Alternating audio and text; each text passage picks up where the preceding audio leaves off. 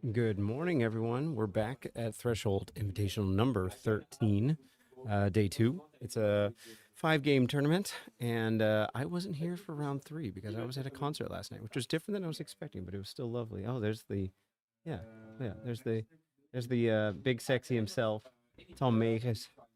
Here he is. Yeah, he ordered, I can tell you right now, I got his Subway order yesterday. He ordered double meat, double cheese. And Nico was sitting there the whole time thinking, what kind of Double meat, double cheese. yeah, is that what that is? Yes. What kind of man? What kind of monster? Have you seen the Odyssey yet? I want to, but I'm waiting for it to be on my home cinema. What are you talking about? It's meant for the theater. Yeah, but look, I don't have a lot of chances to go to the theater with a baby. That's so fair. I have to wait. That's fair. Well, there's a race of people in the movie that you could have totally been one of. Anyway, that's the point. I'm going to lose a little bit of fat percentage though if I do that. Well, but sure. Anyway, they hired like the smallest women to play the normal people, and then the tallest men in the planet. Right. Anyway, it was cool. So All the right. The Danish and the Dutch were there. Yeah, basically. Yeah. Yeah, pretty much. So we're getting Tom. Tell us about round 3 since we didn't have it on the stream. How was it? Did you feel like what were some highlights? Cool. Highlights. And Was get on the camera too. There he I is. think one of the highlights was a Stormcast army tabling their Iron Jaws in turn 1, battle round 1. Maybe it was 1 into 2, but it was. Let's. I'm gonna round it down to battle round 1. Yeah. Well, that might have been a miscommunication too. I think a little I don't bit. know. Yeah. A misplay at least. Yeah. Probably, Sure. because Sure. that should not happen normally. Yeah. And other than that, it was a pretty normal round. Dario's chicken got murdered in, I believe, turn 2, but he still won the game, which was very impressive against Spoon. Yeah. So that was very impressive on his end. Who are we looking at for potential top tables? You think? Obviously, we have 2 rounds to go. Well, we are 20 players, and so we could have 5-0, but we don't have to. So even all the players that can do it for 1 are in contention for the event win. Yeah. So right now in the top are Misha, Dario, and Hugo Juncker. Yeah. So Sylvaneth, Tzeentch, and Serapine. Yeah. And then these guys, and also Gijs and Joost with Peck and Sylvaneth are right behind. Okay. So it could be 2-1 anyone's bracket game. going into 3-1. Sure. Okay. And this is a golden ticket event. Correct. We just got one. Just go, yeah. It's 20 people. 1 is enough. Do you know off the top of your head how many of the people already have one? I think I do, because if I look at it top down, Spoon has 1, Martin has 1, Michel has one. Michel has 1, I think Hugo has 1, Dario has 1 from the gauntlet. Yeah. So it's mostly, I think, from the Dutch team, a couple of players don't have a ticket yet. Yeah. And Boggy. I think doesn't have one yet. Well, I'm not sure, but I think so. I don't know what the policy is, but it sounds like there's a lot of room to get pushed down another level. Perhaps. We'll see. We'll see. Anyway, I'm going to talk about the list a little bit. But thank you. We're going to be starting, I guess, in 4 minutes officially with the game itself. I'm going to get out of studio mode here and put the lists on for you guys. So anyway, if you're we have a tournament. It's an invitational. We try to keep it to only competitive players if we can, and we actually have 5 guests: 2 from Germany, 2 from France, one of which is on stream momentarily, Martin Feingold, and then we have Boggy from Serbia, who was on round 2 yesterday with Spoon. Yeah. So, not right now. Later, yeah. No, yeah. Okay. Oh, yeah. They put it ready for us to pick up. Okay, great. Just the chicken bomb meat. Yeah, just a regular one, yeah. So, get my lunch order in today, because things are a little cramped when you're, rushing around trying to get the table ready, make sure everyone's ready. I'll give you guys a view of the room. I think you guys have already seen there. We got Martin on the left there, and then Hugo, who's from the Dutch team and has been, and Martin is obviously from the French team this past year, and they are very familiar with this process. So, anyway, they're doing their thing. And I don't know if they're playing with the clock, but they'll be able to take care of it just fine.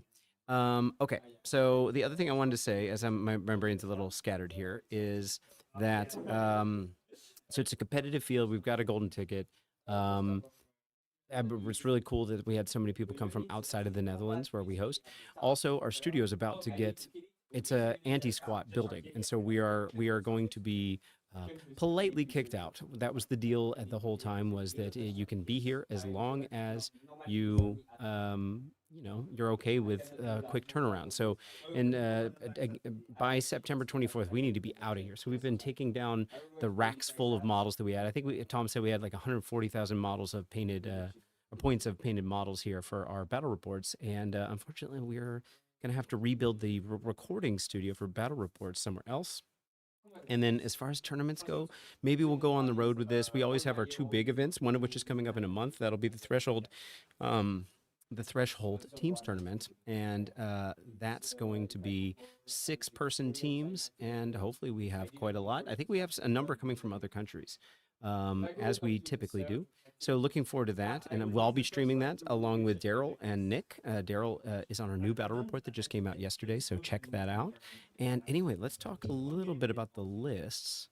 So, well, who do I have up right now? I've got Tzeentch up. People are talking about Tzeentch in the chat. This will be Huko's list.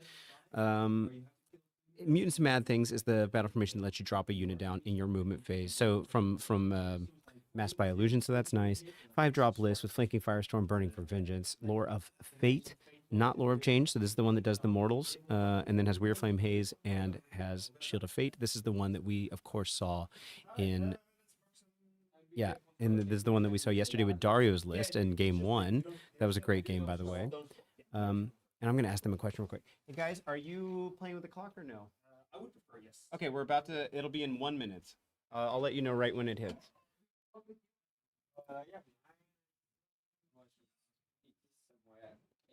Anyway, so the lists are in the description, by the way. Then we've got Manifestations of Tzeentch, Don't Leave Home Without It. And then we've got a Lord of Change. Actually, let's see, this list, yeah, it's similar, but I mean, it's not entirely. So you got the Lord of Change with Silver Summoner, which is interesting because he can only use 1 CP per phase. So he's either going to have to choose, so clock's on right now if you can. He can only use 1 CP per phase, and they happen to be in the same phase. And so that means he's either bringing back a demon or a mortal unit, since it's the Silver Summoner's on the same unit that would otherwise be using, bring something back. Fate Slicer, of course, we've seen to get more fate points. Screamers, these are not your SOA version, but I really like the SOA version. But of course, the regular Screamers are 80 points, so it's a 30-point difference between them.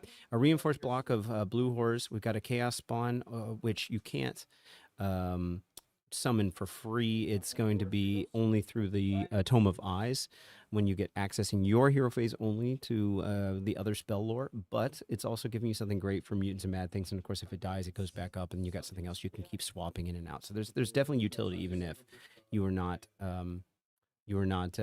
necessarily transforming things to spawn. We got a Burning Chariot. This is the one that, as we saw yesterday, charges in and can generate a fate dice if it fails or does some mortal damage and can retreat out. Vision of Arcane Sacrifice is, if I'm not mistaken, I'll have to double check, but I think that's the D6 fate points when it dies, which is fine doing because it's like it can come back from the Lord of Change too. Fate Master, which is interesting to see in the list. I love it. He's the guy that for a certain amount, 1 or 2, I think, of your fate points can actually pull a unit back, tell a unit that it's going to go back up into the sky, which is kind of cool. And he can, in your movement phase, bring stuff back down, which is cool too, because that in combination with Mutants and Mad Things means you've got a lot of dropping things in and out. Plus, through the Tome of Eyes, you could be using Fold Reality. So there's, and Smoke of Mirrors, of course. So you've got lots of different things going on. We got a reinforced block of Songor Enlightened. We've got another Chaos Spawn, 10 Kyrag Acolytes, a Curseling, who is a 2-caster that can cast in combat. He can't cast through the Tome of Eyes, though, but he's casting either his Great War Scroll spell or one of your other lore spells. And then we've got 2 Ogroid Thaumaturges. So it's that's the one, the book one, actually, the one that can, if it has killed, I think a wizard or priest can go up in level. Might just be a wizard. I'll have to look it up. And in terms of casting level permanently for the game, and they both get to react to a spell being cast and then move some distance. They just have to get closer to the caster. So pretty cool.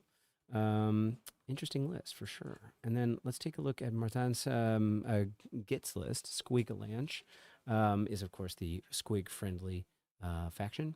We've got a 3-drop list with Smokescreen, Legend, the Parch, lore of Clammy Dank, the normal lore, not the new one for SOA. We've got Aetherwrought Machineries, so not the Gitz one. Bad Moon Loonshrine. Then we got a Squigboss with Gnasha-squig. That's the little guy that kind of boosts one block that's like within 3 inches of him to give him a buff. We got 10 Bounders, 10 Bounders, 10 Bounders, 10 Bounders. So Bounder spam basically. A Loonboss, and keep in mind basically anything can come back except the heroes. A Loonboss with Clammy Hand, 40 Stabbas, 40 Shootas with the unique enhancement Glitzy, Bitz, Rolla, 5 Gobbapalooza, also a wizard, of course, but not a hero. Loonboss and Giant Cave Squig with the Backstabber's Blade, and 6 Snufflers and 5 Sporesplatta Fanatics. Yeah, I'm looking forward to seeing how this list gets played. I have been quite a fan of Marthan's for, well, since we played, we actually played a game years ago at a tournament, but specifically his performance at the World Championships this past year in Atlanta was literally the best win record plus points record of anyone there. And he came in second place. So definitely excited to have him on the stream. And we've had Hugo on a number of times, and we're good friends. So it'll be a fun round, I think. If you guys have questions, let me know, and I'll see if I can answer them in the chat. Let's see what, we'll take a look at the top down here, and I'll take a look at the chat while I'm doing that. Let's see what we got. We've got from Marco. Oh, yeah, Marco, thanks for offering to be our reserve player today. That didn't end up being needed, I don't think, but I really appreciate it. And thanks for checking in. We said, oh no, not Tzeentch again. Yeah, well, we've only had him on once, but we do have 3 Tzeentch in this meta, by the way. Out of the original 20 players that we had 3. We've had a few drops due to a couple people getting sick and some other stuff going on, but let's see. Have a great second day. Thank you very much. How was the concert? Smashing Pumpkins? I don't know if anyone's a fan. Billy Corgan, the mastermind, I guess, if you want to call it, of his musical world, ended up working with some arrangements, some composers and arrangers and conductors and all that stuff to make a little operetta of Melancholy and Infinite Sadness. It was beautifully done. I just wish Billy had sung more. He actually is there, and he goes along and tours with them and sings like the big songs like 1979 and a couple other slower songs, but they're all kind of like, there's 5 different singers, he's just one of them, and they're all doing like different parts with this full orchestra and incredible visuals, and it sounded great. So I didn't know what I was getting myself into. I kind of wanted to just see him singing the whole time, but it was very cool. It was definitely I would recommend it. Let's see, three cheers for more Tzeentch. So we've got 1 no Tzeentch, 1 yes Tzeentch. Good morning, guys. Oh, Tzeentch again, love it. Okay, all right. Hi from the shower. Thank you, Kai. I love it when we say hi to each other from places that people don't need to know that we're at. And what are you doing? How are you, like, you got I guess a waterproof phone if you're in the shower. Let's see. We have Spoon versus Boggy yesterday was crazy. I agree. It was very close. We've only had close games really thus far. And we've been talking about it with the season, the battle plans, the way the points work. I'll get into it in a second, but the way the points are shifted, I do think we'll be seeing a lot tighter games in this season. But let's see what else we get. Oh, awesome! Love watching Horsies play. Yes, that is Huko. That's our Tzeentch player. See you at Teams. Great. Boulevard. Remind me who Boulevard is. I should know. And while I'm thinking about it, in case Matthew Spencer happens to check, he was one of our guest commentators for Teams last year, actually. He was the guest commentator. It's his birthday today, so wish him a happy birthday. The Lions and Cubs will be attending. Oh, yes, good. Hopefully Denny will be there. I don't know if he is, but hopefully he will. I still haven't seen Denny in a long time. Let's see. This is trying to be everything from Tzeentch. Yes, I think it's got a little bit of everything for sure. We also very interested to see how much slower the FP gain is, fate point gain is. Yeah. Yeah. Oh, Baldivine, of course. Great to see you, buddy. And then, yes, cool. All right. Let's talk about the battle plan. So, Treacherous Ground is what we're playing in round 4. Keep in mind, this is our 3rd video from the streaming, but it's the 4th round. So, twist. At the start of the battle, all objectives are stable. Both players must use the Tread Carefully ability. So let's look at that first. Tread Carefully is declare pick an objective within friendly territory. So they're both using. So there's going to be 1 picked in blue. So, oh, this got moved around a bit. 1 picked down in blue. And then the other player is picking one of these 2, right? And then it swaps. to be not stable, right? So, because they all start off. Let's see. Hold on. At the start of the event, all objectives are stable, and you're making it no longer stable. Okay. And then from the second battle round onwards, if you are the underdog, you can use the Violent Tremor ability. So at the very beginning, you're doing Tread Carefully to establish what's on or not. And then you've got the Violent Tremor. And this is, again, just the underdog using it. You're picking a pair of objectives to be the target. So that's going to be either the gold or the red. So either the ones in the attacker's territory or the ones in the defender's territory. And then it flips its polarity. So the underdog has the power to flip one set, which is potentially good. Each player scores victory points at the end of the turn as follows. So you get 3 if you control at least one stable. Remember, there's only ever one at any given time on each side. So there's 2 total. Score 3 if you control 2 or more stable objectives. So that would be both of them. And score 4 victory points if you control more stable objectives than your opponent, which is, of course, only happening if you have 1 and they have none, or you have 2 and they have any amount below that. Obviously, they couldn't possibly have 2. So that you would implicitly be controlling all of them. So even though it looks like there are 6 objectives, and sorry, I said that wrong. All objectives are stable, so including, I missed these 2. This is the thing about the colors on the new system. Let me get that right. So these are always on, excuse me. So these are always on, there's no way to turn them off. Yep, and so you'll always have these 2, and then one of the other 2 each pair is going to be on. So I take back what I said. I forgot about the 2 side ones. Anyway, still getting used to the mission, but yes, that's how that's going to work. So we have max 4 objectives that you can control at any point. All right, cool. That makes more sense. Yep, yeah, Alexis, you're going to see that I just got to that. But anyway, there's a delay here. So let's go back to the room cam. They're going to be setting up. Everyone's just getting started with their day here. I'm waking up. I know it might sound like I'm very chatty right now, but I'm very much still needing my coffee. Let's see. So it might take a minute before we get kind of going. Let's see. Did we get anything else in the chat there? No. What else do we have coming up? So, because of the moving around of, like our setup here with Threshold and some other changes, we've added a guy. Nick has got some work stuff that's going to change the dynamic a little bit.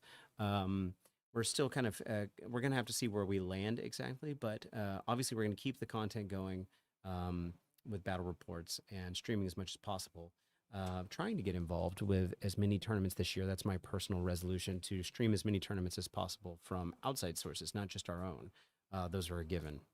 Especially considering we won't be doing, it's not guaranteed we'll be doing these 2-dayers, the invitationals anymore. But I'm definitely open to it and moving our gear taking it on the road. So that would be fun. At the teams tournament, we're planning on doing at least 2 tables. I think 2 tables. So specifically 2. Okay. Cool. I'm going to listen into them and get a mic check on them, and then we'll get going. Let's do room cam. Let's have a look. Oh, I don't know if my mic is on. You're on. Okay, cool. My mic is on. So move 6, move 5? Move 5. 5, so 23. Yes. And I have a teleport spell. Yeah. Woody 12 of this guy, so they are. Yeah, and then the and more than 9, Woody 24. Yeah, that's.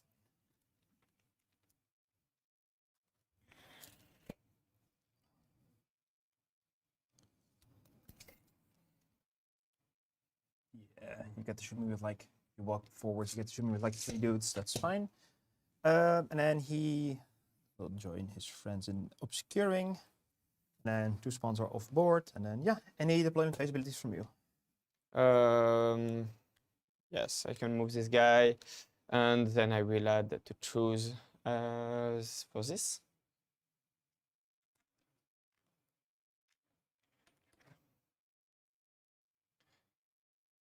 And so this one will be active. Okay. And you, if you have ability. Yeah. So this one will be this one will be active. And the moon will be simple on turn 1 and 2. I have +5 OC on all the Moonclan. Yeah. And turn 3 and 4 I have the Squigs. And turn 5, I will have the OC. Okay, so 1, 2 OC, 3, 4 3, 4 Squigs. Yes. Yeah. And 5 OC. Okay, cool. This thing is gonna be here.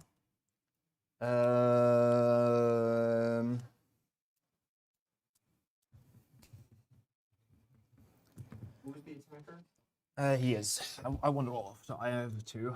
Your heroes are this dude. This dude, and this big dude. Does he fly? Yeah. How many wounds? 6. Okay, I will make him my fugitive. Okay. He flies, so I can snipe him out. Don't forget that I have the new Gloomspite Gitz wall. You can select a terrain. I'm not visible if you are more than 9. Oh, wait, they got a new rule? Yes. Okay, let me read that. That's every hero phase, mine only. I select a terrain anywhere on the map, and every Gloomspite unit that is not monster or war machine, wholly within 3 of this terrain, are not visible more than 9. Okay, that's very good to know. I didn't know they got a new rule. That's right. Where are we?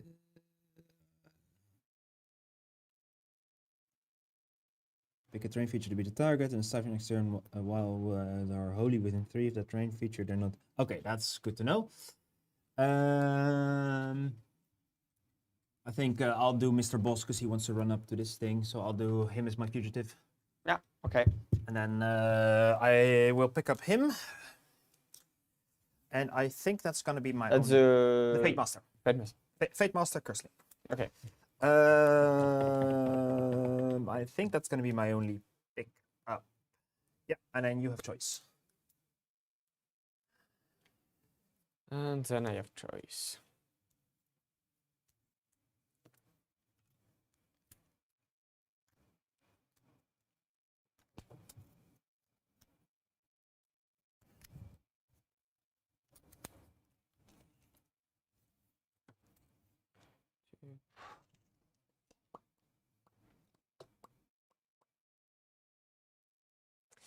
I will take the first turn. Right, let's have a good game. Have a good game. Start of turn, I have nothing. You have nothing? Nope. Perfect. Then hero phase, I will go this here.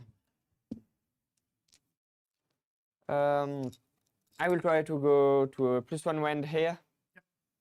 So on 3s, yes. Then I will go for a +1 to wound. Pause it real quick. I'm going to adjust your mic. Oh. I'm getting a lot of extra noise here. The downside of streaming. We got a lunch break. We got time. Yeah. There you A +1 to wound onto the Stabbas. On a 2, yes. Then I will try to go for quick mortal onto this unit. Yep. Nope. No. Then I will try to do teleportation to the unit of Shootas. 7. Let's see. Yeah, put on mine. I have a bunch of stuff I might want to do. So he is going to react first. He's going to go 6 inches. I'll go closer to you, but I'll go like here. Yeah. And then still be obscured. Yeah. And then he's going to also react, and he will.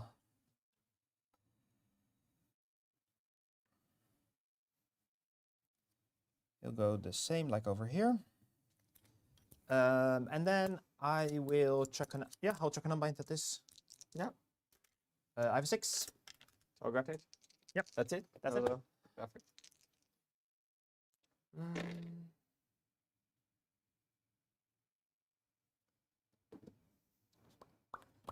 So we'll just teleport it. 4024 up to here. Yep.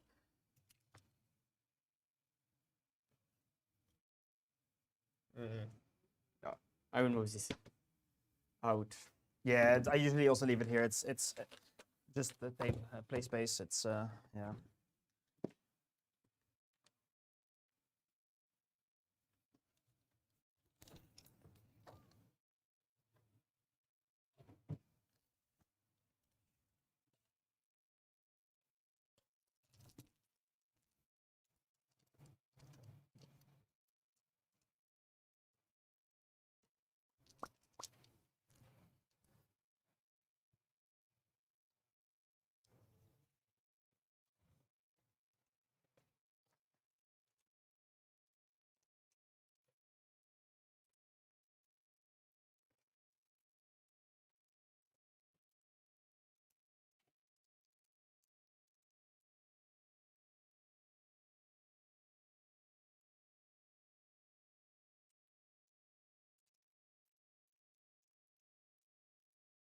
I have to do spell, ability, and that's it.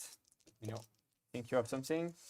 Yes, most. Oh, I just sorry. Yeah, yeah, I will just select this terrain, and I will put a big token. Yeah. Yep. And then you can. So they shoot 18, right? Yeah, shoot 18. So you can shoot me with like half the unit, maybe a tiny bit more there, and then here basically. And what is your number of dice? Just 3 dice. oh, Ah, so- if, So this is fate points. Big one is fate points. Okay. And then I will use one of these as my level, and then these are the amount of dice I have Okay. for the. So currently I'm at level 2. and you start at 1 fate point. I started at 0. I started Okay. at 0. This just it doesn't have a Okay, 0. yeah, it's- no problem. Yeah. Yeah. So I've currently level 2. I have 2 dice. Yes, my level is the white one. I just put it here Yep. for the stream, but I can put it here, I think also. And blue is the number of dice.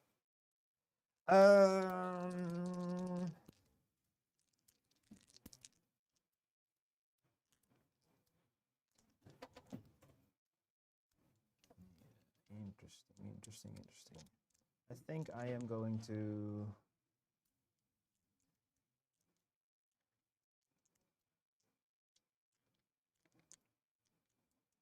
Yeah, I think I'll just still do through the shard onto here. Just mortal wound spell just to try to.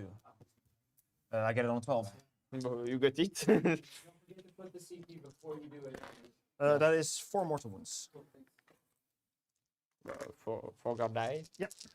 And then end of turn I get fate point. And then that's it.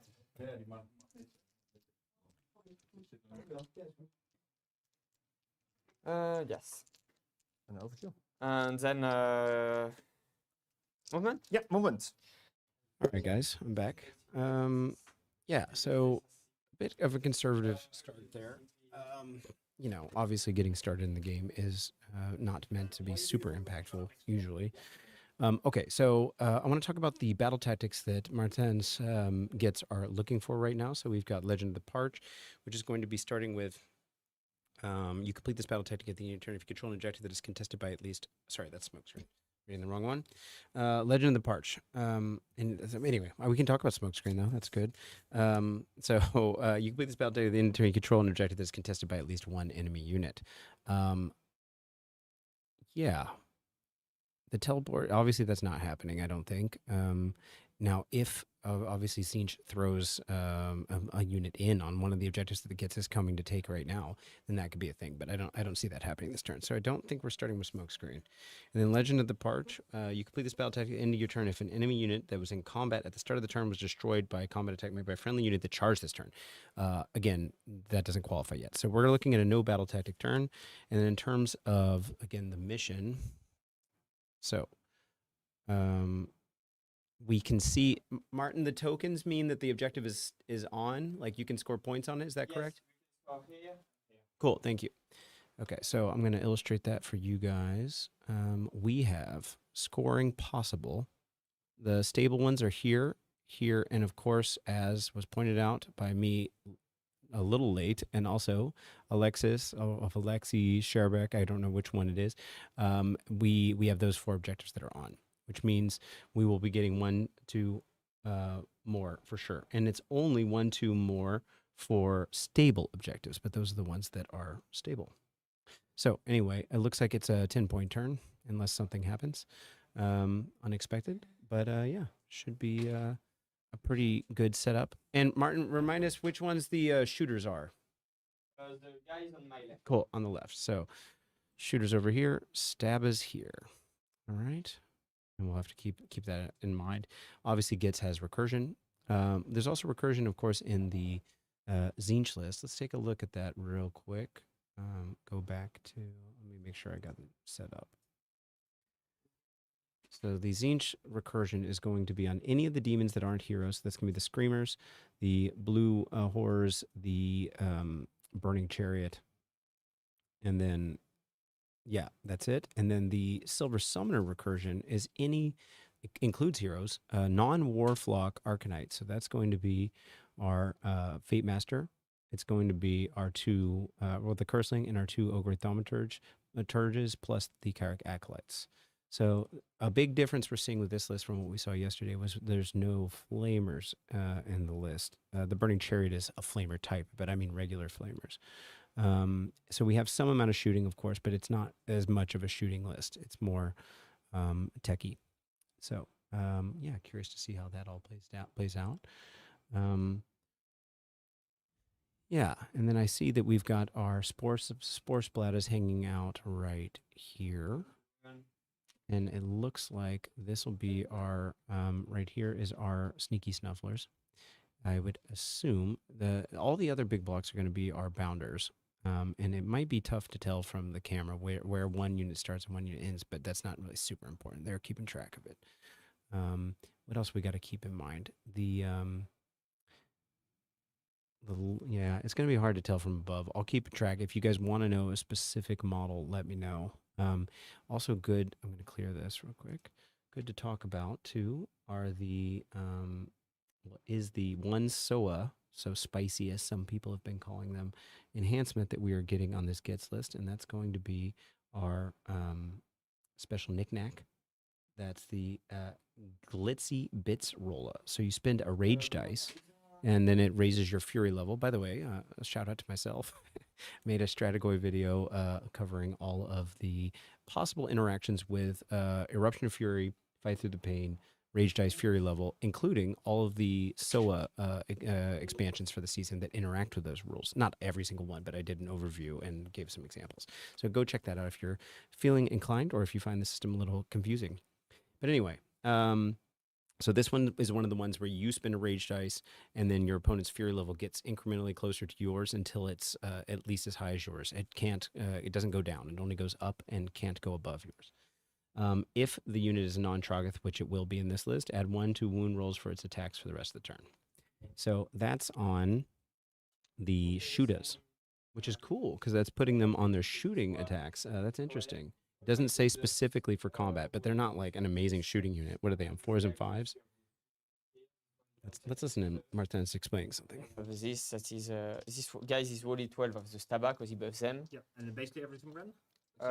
Yes. Yep. So they only have +1 rend and no +1 to wounds? No.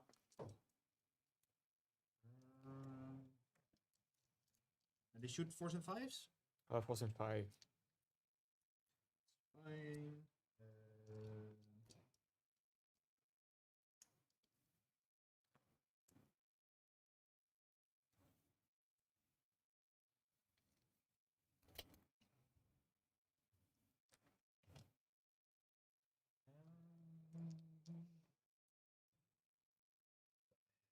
Late enough to look up almost.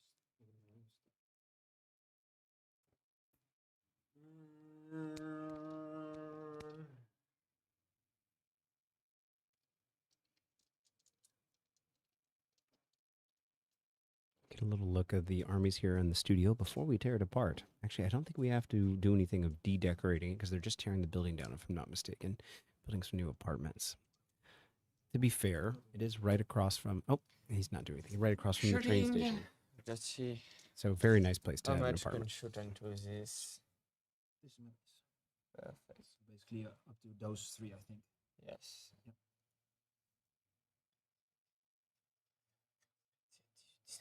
20. Half? I see 3, 6, 9, 12, 15, 18, 19. This one in? I yeah. think. Yeah, so 20. Yeah, sounds good. I will all out attack. Your minus 1 to hit. Bird. You're Wally 12? Yes. I should be. You didn't tell me anything and you Then didn't I'm- check it, so then I'm I out. just ask. Oh yeah, yeah. Just it's fine for me if you tell me something and we agree, but you yeah, sure. didn't tell me and you didn't no, check, that's so fine. sorry. 2005, so that's 40 shot. I didn't have the chief, Yep. so 40. So 2 times 20.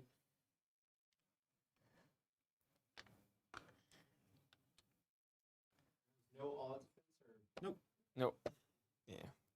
Can I move a little bit the terrain so just it fits? And I hope you can see it.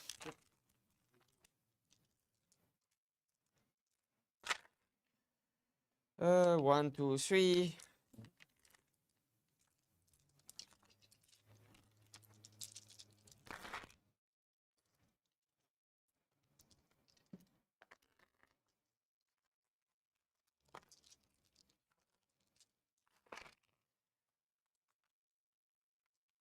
Six, so 9 in total, -1. Donate 1, obviously. Sixes. And sixes. Alright, I take 2. Yeah. Pretty good. Martin, remind us where would they get the -1 rend from? The Gobbapalooza, Cool. Anything else? nothing else. I have nothing in shooting phase. Charge phase, nothing. Nothing for me. End of the turn. Any abilities for you? No, and you can win your point. Yep. And I will just score my 10 points. Yep. And up to you. Cool. Start of turn. I have. So I just score 10 points. Yep. I have nothing. Start of turn. Any start of turn from you? No. Nope. I only have place of power, but Cool. I'm Yep. out. You have 1 in mind. You have 1 bind here. Yeah, he's in range for everybody. But yeah, I think yeah.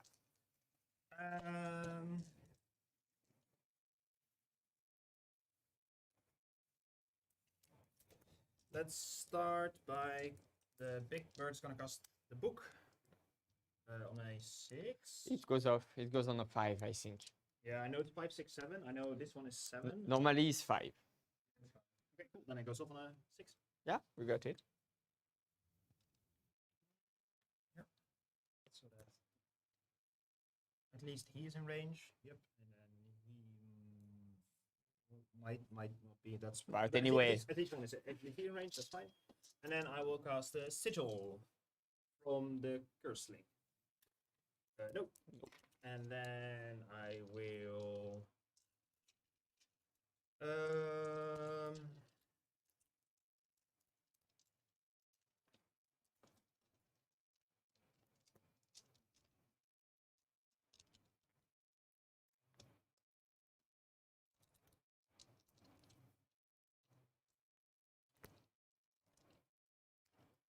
So he will mortal wound bomb into them. Yeah.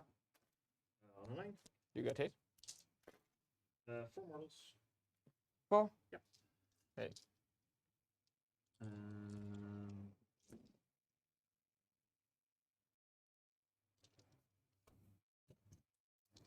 Big Bird will cast 5 board points with hit into the discs.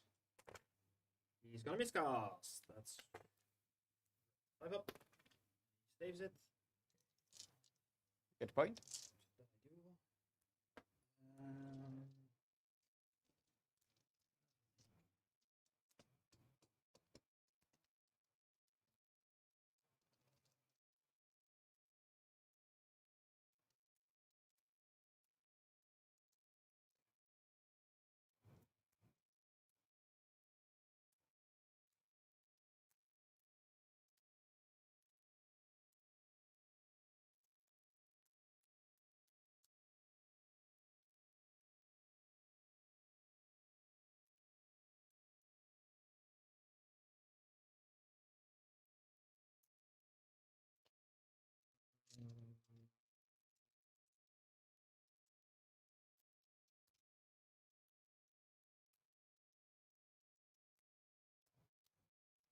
Lots of decisions to be making in Tzeentch, of course. Now, miscasting on the bird, of course, means you. I don't know. He did cast the first. He got the book, so he lost 1 of his cast. But of course, he gets a fate point. And turn 1, unless you're going in, doesn't necessarily have to have a million things going on. But the spellware's got Weird Flame Haze. It's got Shield of Fate. It's got the unlimited spell, which he's already done 1 or 2 times now. Yeah, that ogroid trick is really interesting because if you, as you saw, whenever a caster happens, you could have like an army full of these book ogroids and the thaumaturges, and then someone casts and they all get to move closer to that wizard, and it's kind of interesting because then you can kind of pair that with smoke and mirrors. The no shooting. Yep. If I'm set up on 7. Which one? Yes, you can.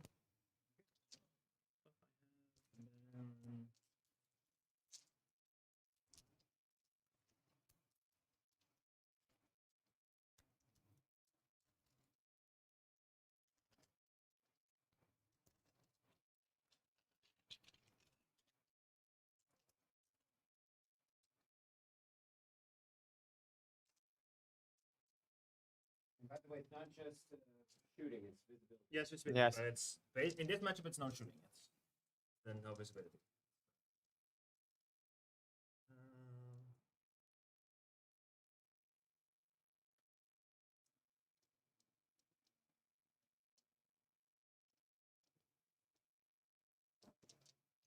He will use the book to cast a spawn spell.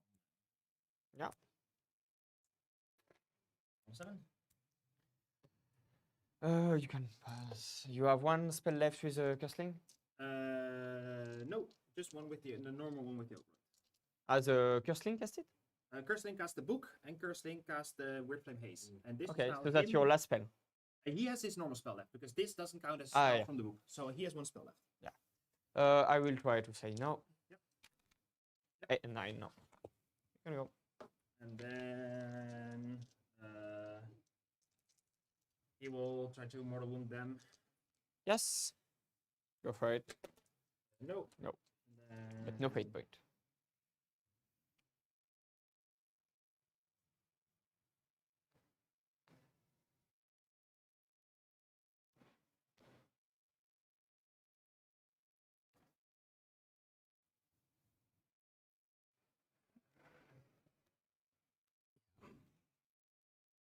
So now we've got smoke and mirrors that's potentially. It for my hero Okay. phase. Yes. Then the CP, I will try to do a rally here. So I have 9 dice. Yep. Get all back.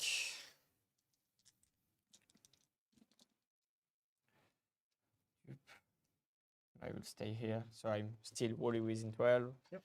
And that's it for my hero phase. All right. Going to movement. So looking at the battle tactic collection that we have for Tzeentch, which is going to be our Burning for Vengeance and Flanking Firestorm. Burning for Vengeance was the fugitive one, so yeah, that might be difficult, but we don't start with the fugitive anyway. So this is the one where you have to have things in different quarters and outside center, which is pretty easy with yeah. So they're discussing the possibility of the objectives being difficult, but to get. But anyway, so Burning for Vengeance. Right now, you need to have a unit in each different quarter. So we're looking at. Let's see if I can expand. Yeah, let's do this rectangle. So we're looking at something like this, and then. Ooh, can I draw 2? Oh yeah. Oh yeah. In the different quarters. So. And this isn't exact science here, but this is close. And then outside of, and I'll show you what I mean here. We've got this. We need to stay outside of 9 of the center, something like that. So it's got to be in the boxes outside of 9. So that's the idea. And no more than one can be set up this turn, which is tricky for Tzeentch in a sense, but they are also pretty fast. Yeah, and this is not the one that says they can't be in combat. Let's clear all this stuff off the screen. Anyway, so that's what we're looking for that one. And then Flanking Firestorm. You play this battle in any turn if 2 or more objectives or terrain features that you control in any combination are each contested by a different friendly unit that is more than 6 from friendly territory and was not set up this turn. So let's talk about the implications a little bit on this battle plan. First off, even though we said that only at this moment exactly, we have this one on, this one on, this one, and this one, right? The other 2 objectives do exist. They just don't score you points for the primary. So in terms of controlling and contesting them, they do work for Flanking Firestorm. That said, 2 or more objectives or terrain features that you control in any combination, so it could be terrain as well, of course, are each contested by a different friendly unit that is more than 6 from friendly territory and was not set up this turn. So friendly territory. So now what we're looking at is it's got to be more than 6 away from, of course, this area right here for a Tzeentch player. And so some of these are going to be difficult to do, but you could, it's saying that the unit itself is by a different friendly unit. The unit itself is more than 6 from friendly territory, not that the terrain feature or objective is. So let me give you an example. So this place of power right here though it's clearly not 6 inches away from friendly territory, you could have a unit, depending on how big the model is, the terrain piece. You could have a unit that's standing over here that's outside of 6, and also contesting it within 3 of it, in theory, depending on how big it is. So there are ways to do it, even though the model itself is in friendly territory, and it's clearly not outside of 6. So you're looking for different combinations, but the main trick is that they weren't set up this turn. So if we take a look at the top down, oh, wow, look at that. Hello. Hello. My personal bodyguard is here to make sure these two crazy, violent guys on the table aren't. You want to know a highlight? Oh, yeah, let's tell us a highlight. What's so going we have on? the new Dutch dice, right? New Dutch dice, yeah. Yes. So Gijs to roll. Yeah. Rolls double 1. He's like, okay, I have to roll the double 1. So I grabs the same 2 dice. Yeah. Double 1. I'm watching this. I'm like, you have to roll it. It's in the wrist, right? So Yeah. I grab them. Yeah. Double 1. So 6 ones in a row. Yeah. Amazing. Yeah. Yeah. That's a 1 out of 1 out of 6 to the 6 power. Yeah. Yeah. Yeah. Yeah. Chance. Crazy, right? Yeah. Well, good. Good dice. Yeah. Thanks for making those. Well, apparently for you, they were doing very well yesterday. Yeah. so Okay. Yeah. I don't know. You know, when we did I those just two, gave the wrong ones to Gijs, I think. yeah, sure. Well, maybe. You know, when we did those 2 back-to-back attempts at recording Tzeentch against Cruel Boys, first with our camera didn't work, you and me, and then the next day I came in and did it with a friend we made in Adepticon. That day I decided, no, I'm going to use the dice, and we're both going to use the dice set, split them up, so that at least we're not feeling like someone's got an unfair advantage. Because I thought we have a history of having dice that don't roll well in this channel. To be honest, it's also like I just roll them, and I think it evens out. But like, what happens is someone rolls bad for 2 turns, and then they swap them out. Yeah. You know, you never give them a chance Yeah. to like get back to average again. Yeah. That's the thing. That's the yeah. Well, you remember the bad ones. No one You do remembers the good remember ones. bad ones. No, Yeah, that's true. yeah. That is true. All right. This guy's distracting me from my job. He told me yesterday that my salary was doubled, and then he halved it. Yes. And so now I don't even know. I gotta like suck up to the boss. Good. And yeah, but it turns out my salary is 0, so don't get too excited about that. I mean, as a CEO, I think we should all make the same salary. So. Well, that's why, very you know. that's very egalitarian of you. Yes, and very very communist of Yeah, you, I've comrade. tripled my own salary a couple times. Didn't make a difference. You exponentially. Yeah. Okay. Anyway. All right. So we're bye. All right. So that's some stuff about the battle tactics. The objectives that are on, of course, are very much covered. So getting the primaries here is going to be difficult. Just getting 1 is easy. That's 3 points. And this is something else I wanted to discuss, and I've been discussing when talking about the new season, is that what we used to see is we had a list. If I highlight these down here, let's get a good square going, a rectangle. This section right here, yeah. The way it used to be is the first thing, which was usually pretty easy in last year's season, so 25. 6, now we're in 6, 7, was the big one, the one that would get you 5 points. So it was pretty easy to put 5 points on the map. And then you were fighting over, I guess, well, this is a counter argument for myself, actually. Then, since that was the easy one, then you were really just fighting over the scraps, the leftover scraps of getting 3 points or 2 points for the other 2. Now, what we see is the easy one is usually only 3 points, and then the second one is another 3 points. And then the hardest one is worth 4, which does seem like it, makes sense that way. I think it creates close games in a different way, in the sense that at most you're usually getting, and often I should say, you're usually getting either 3 and 3 to get 6 points or 3 and 4 to get 7. Getting the full 10 can be a bit challenging, especially in a mission like this where you don't have that many objectives that are eligible. So, anyway. Yeah, and thank you, Alexis, for checking in. I don't know if you were one of the guys that we hung out with when we went to the Nordic Masters and played against some Team Sweden folks, but everyone there was lovely. And the Dutch team, of which I am the coach, is and Hugo was my co-captain with Nico. Hugo, that's on the stream right now, and he's using our new Dutch dice that we didn't have on time ready for Worlds, unfortunately. But we were both at the Nordic Masters and are planning on going again this year, I think, which will be in Sweden this time. It was in Oslo last year. So Should be fun. Shout out to all the people that we got to meet and hang out with last time. Great tournament. So let's see what else we've seen. This Burning Chariot is kind of doing its little suicide thing it's doing. So we've got we could call it a kamikaze thing if you like. Pearl Harboring its way into some Gitz Stabbas there. But so it's got the new vision of Sacrifice, Arcane Sacrifice, which is the one that is creating a 6-inch bubble for all wizards to have +1 unbinding, but they also miscast on a 4 or less, which Tzeentch actually likes sometimes.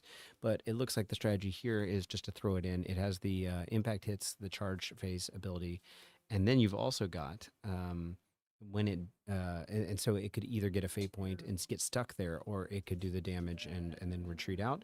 And then if it does happen to die, so worst case scenario, you get a fate point and then it dies and you get D6 more fate points, which is great, especially for this version. Let's listen in. They just flipped the clock to Martin. And that's your movement phase.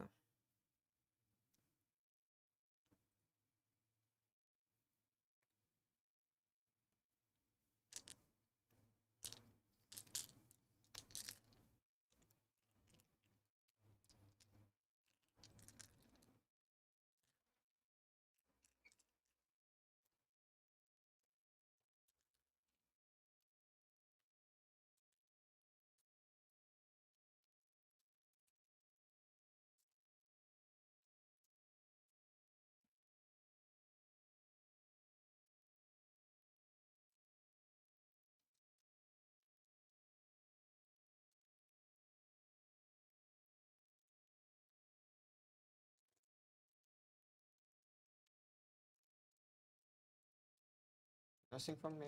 Oh, shooting. He's gonna shoot them. Yeah. 5 shots. 1 auto. 3 no end. Sixes. 1. Damage.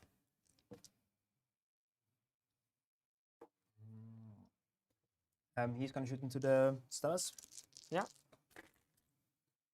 2s and 4s. 3 rend 1.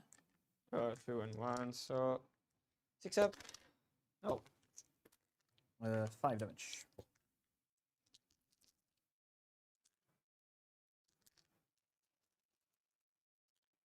Yep. That's all my shooting. No shooting. Charges. Yeah. He's going to charge. Yeah. Gonna go 8. It's probably not enough to. No, I needed 10 for that. Okay, cool.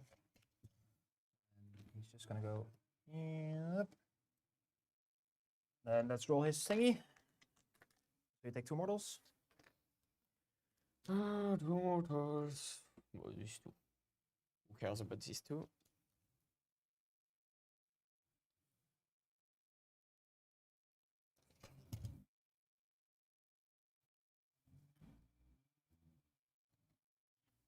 Here, that's a 3 from you because I retreat. Then that's all my charges. Any charges from you? No, you no. No. Speed.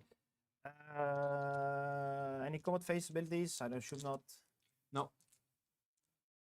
What am I gonna do with you fighting wise?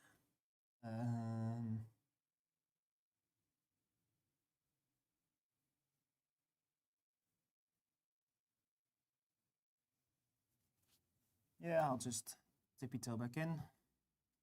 And then I'll attack. Yes, because he retreats in the charge phase. Yes, so he didn't use it in combat. So I'll just be within 3 there. Yeah. And then I'll all attack. Yeah. So do it on top. Yeah, I don't care. 3 no rend. 2. 1 damage each. And He then dies? a screamer. 1 rend 1. It is. Cool. Get fight me back. Yes, I will just check. We'll have model that will just go into terrain. So why not? And I will all out attack with my last CP.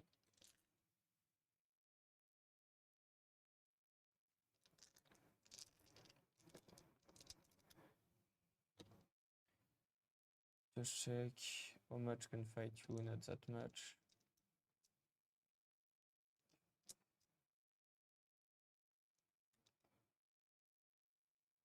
"12 can fight you. Mm-hmm.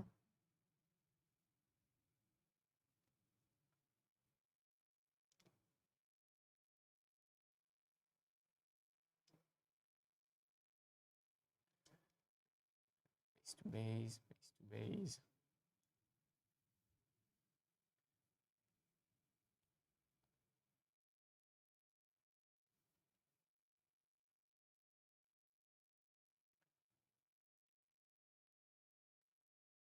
So yeah, I hadn't thought about that interaction before because I was thinking about the Furies thing, but Furies retreat in the combat phase, and then you can't fight then because they're both core abilities. But this was a retreat when you roll on the impact hits on the Burning Chariot in the charge phase, as they said. So then it's a core ability and used in that phase, and then you use yet another one. Yeah, that's interesting. Let's listen in. Guy can fight. Yeah, so he can fight. So, So- 3, 6, 9, 10. On 10? Okay, 10. Yeah, and then you still want to stay with Holy Wind 12 there. Yes. And I will just move this one Tiny bit back. back Yep. so I get my +1 attack. Yep. So 10. So 30 attack. Yep. I have +1 attack. 20 dice. So 10 more after. That will be 3 and 4 because my +1 wound. Yep. Where are you getting +1 to wound from? From the boss. I failed my crit mortal, but I have my +1 Okay. wound. That's only on Stabbas. Okay. And the shooters, I need to spend the dice. Okay. And 4, 5, 6, 7, 8. Mhm. 8 so far. 10. And I have my chief, that is a red one. Yep. Yeah.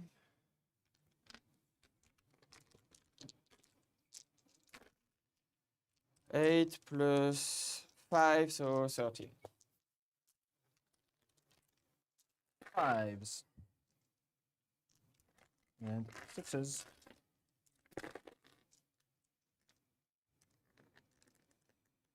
So I take, all right, I take 9. All right, I'll spend my 2 dice, I guess.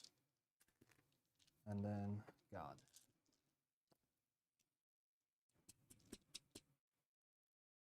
Didn't hit plus of the wound.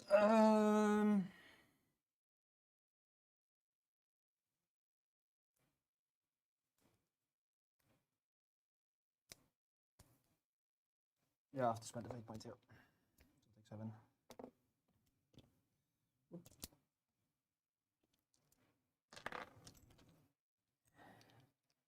Do you have any like +1 to wound marker actually? Because I put mine +1 rend over there, but like any like that says like +1 to wound. Like any like thing, like a thing we can write on. See if So I could just put random tokens. here. Okay, so it's okay, cool. So end of turn, I will power through. Yeah. Take 1. Yep.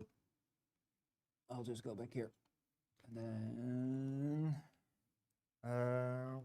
I get a fate point because he killed you with shooting, and then I score 8, I think.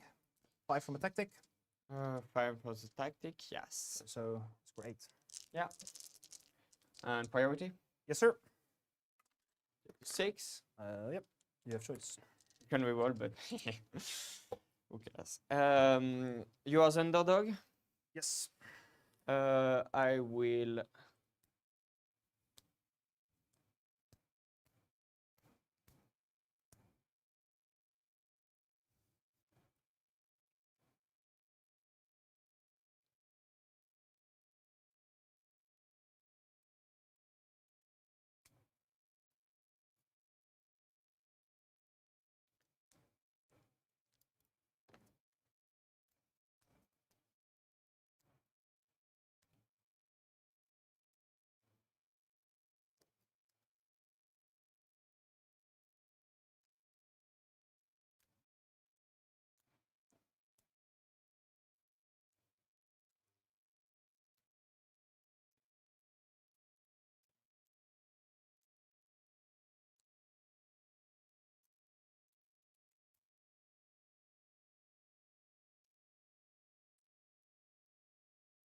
Yeah. So, Froggy Fire, the army points is our generic place that we typically have had for things like fate points and whatever.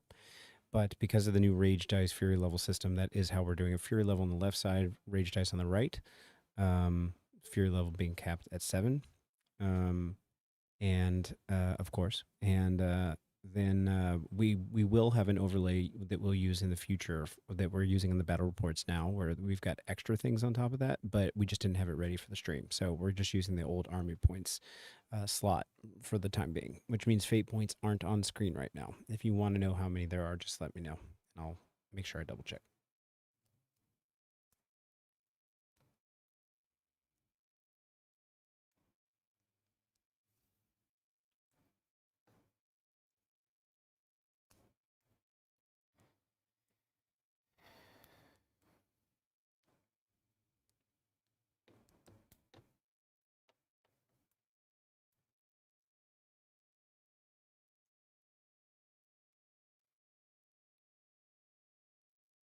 So yeah, the question right now, Martin is thinking about whether he takes the turn or not, or gives away a double, basically. Either way, Tzeentch will be an underdog, which means they can swap one of the objectives. Obviously, there's a certain amount of thinking about the flow. What's the risk of having a double? All these kinds of things, and you can see the clock on the table.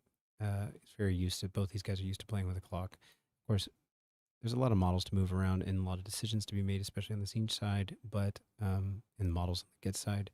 But using your time in a way that is going to set you up for success later, knowing where your trade-offs are and where you're really going to get the most utility out of spending that time wisely to think about what you're going to be doing. So anyway, that's why we're not hearing any discussing right now. And I sit very close here, so I don't want to distract too much. But the other thing that they do get that a lot of people don't get at this tournament is that they're more or less in a quiet room, which can be a positive or a negative, depends on how used you are to having to scream over people in another room. We have another 14 players, 7 tables in the other room because we had some drops at the beginning of the day since yesterday. But yeah, it can get quite loud in there too. So being able to hear yourself thinking is also nice.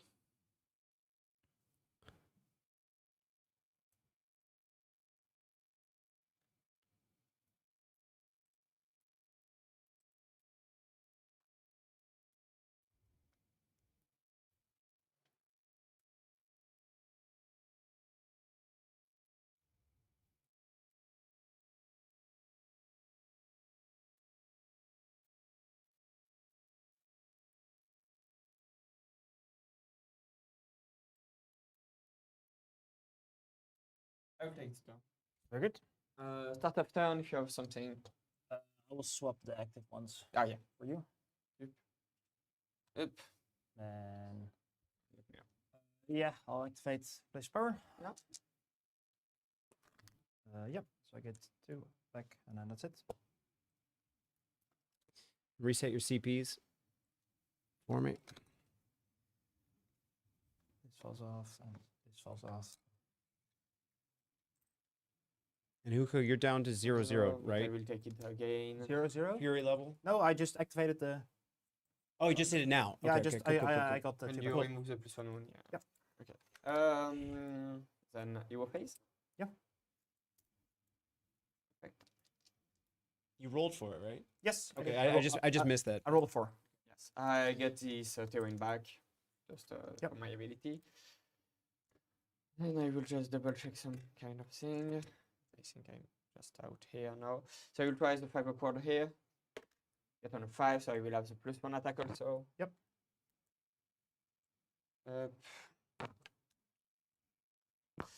I will try the crit mortal onto this unit. Choose yes. So get my crit mortal. I will then try the +1.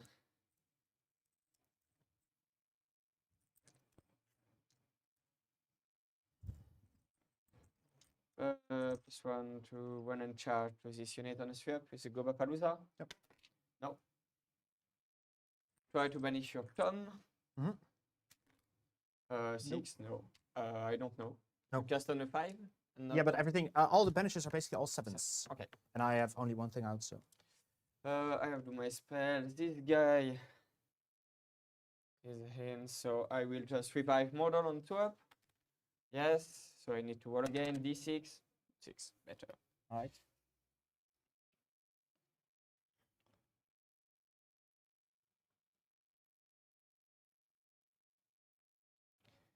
Four, 5, 6.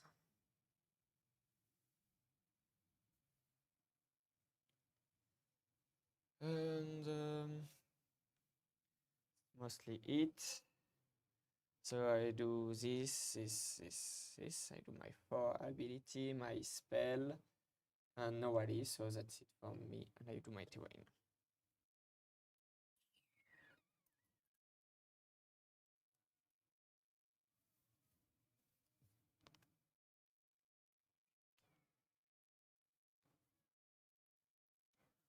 Nope, go for it. Okay, so no casting there because maybe he didn't want to let the ogroids move as a reaction. That's interesting. We brought back those models back on the Stabbas from the Loonboss on Foot's ability. On 2-up, you can pick either to return D6 lane models or add 1 to wound rolls for their attacks, which is interesting. Gives you a little foot hero. I've been talking about the value of having a small foot hero in this edition just to go camp at a place of power somewhere, and maybe he's offering utility, maybe not, but at 70 points, just having something camping on a place of power can be really nice. Now, granted, he hasn't been able to hit that for more rage dice fury level, but we'll get there eventually. So yeah, let's look at what we're looking for. So again, Gitz needs to do Legend and Smokescreen. So Legend of the Parch is if an enemy unit that was in combat at the start of the turn, no one's in combat at the start of the turn. So that's another reason it was good to kind of get that chariot the hell out of there. And then Smokescreen, so that one's not going to happen. In the Smokescreen, if you control an objective that is contested by at least one enemy unit, at this point you would have to... It's interesting. Yeah, I don't think those Tzeentch controls 2 objectives right now. I don't think it's actually contesting any of them. Actually, what's that one model? I'm going to go have to check. This one right here. There's something up there. But I'll check that out. I'll be right back.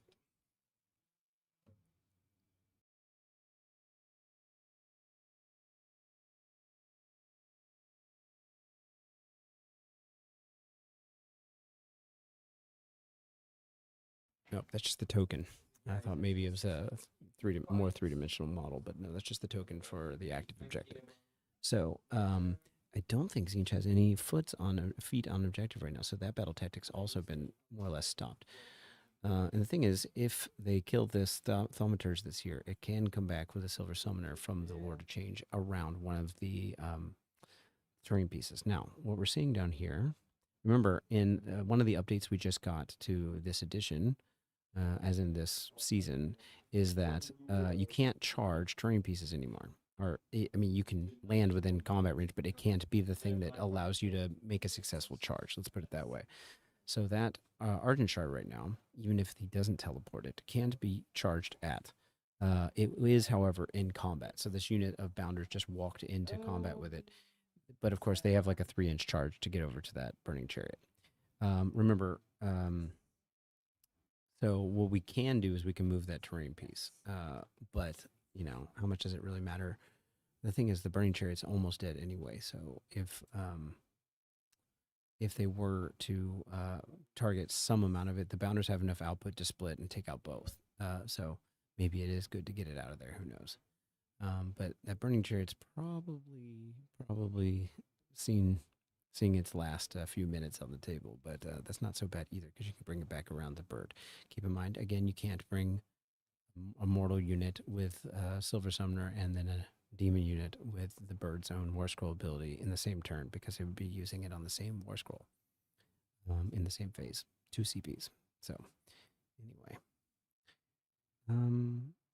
Yeah, so also I didn't like accent this, but this the Tzeentch player has made this objective the new stable one. So the stable is always going to be these two, and then we've got this one over here. So it's the left flank plus this one objective. So this objective, let me clear that. These two right here aren't doing anything for points for primaries. But if anything else checks for whether you're using something or not, then it would count. Let's see. Alexa says Gitz might dominate primary, but Tzeentch will be able to deny most tactics, I suspect. Yeah, I mean, Tzeentch is evidently very good in the meta right now. I haven't, if I'm being honest, haven't been following the meta too strongly at the moment. But because I was on vacation in the States and we just started a new season. But yeah, Tzeentch seems to be doing well. And it obviously has lots of tricks. Tzeentch is actually my main army.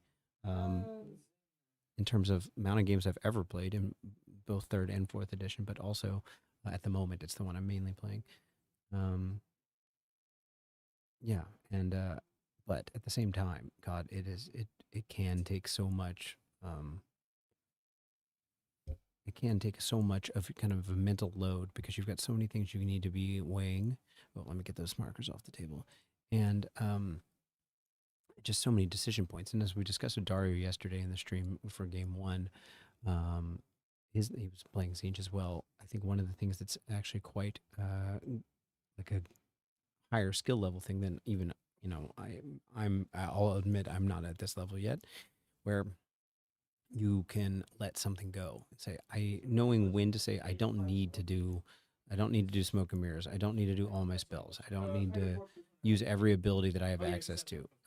It's nice to have a million tricks, but it's also a waste of time if you need to be, you know, getting things done on time on the clock. So I've actually, interestingly enough, I've been playing a list very similar to Dario's yesterday because I kind of ganked it from Toby from Team Germany. He's one of my favorite list writers. I just really like the way he thinks about tech. And definitely being more of a Johnny type player instead of a Spike or Timmy. But I have been playing that, and I actually, like I mentioned earlier, tried to record 2 battle reports with one with Tom, actually. Here he comes. And then against his Cruel Boys. And then one with Alex from Chicago that we met in Adepticon, Nick and I. He was just happened to be in town. That was a lovely game, but unfortunately the video was so long that I don't know if we're ever going to get to put it out there because it just is extremely taxing to edit that. But anyway, those games have gotten quite long, but now I've switched over to the Army of Renown for the Destiny Dice one, just to see if I can make it work, and it's actually been kind of cool. I'm gonna maybe take it to a tournament, see how it goes. Just to, you know, it's more of a seeing what could be. I don't know if it's definitely not the strongest version of Tzeentch, but quite interesting though. Okay, so let's listen in. They're talking about some bubbles here. Yep. Normally I have this one too. Yeah. I have moved everything. Let me know, and I will move back the clock here. Oh. Yes, obviously.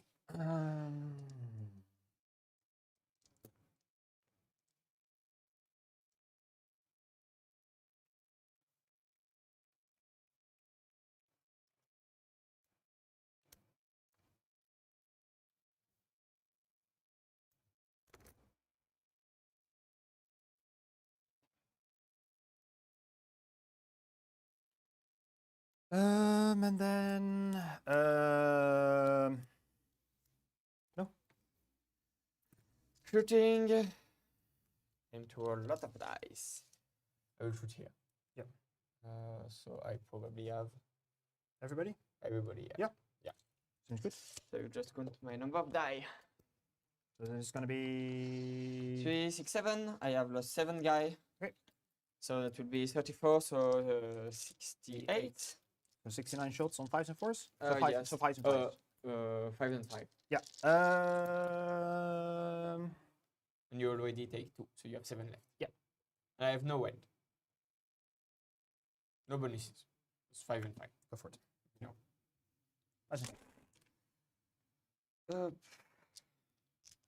This is 20. Yes, Yep. I have 20 dice. Yep. So 3 so far.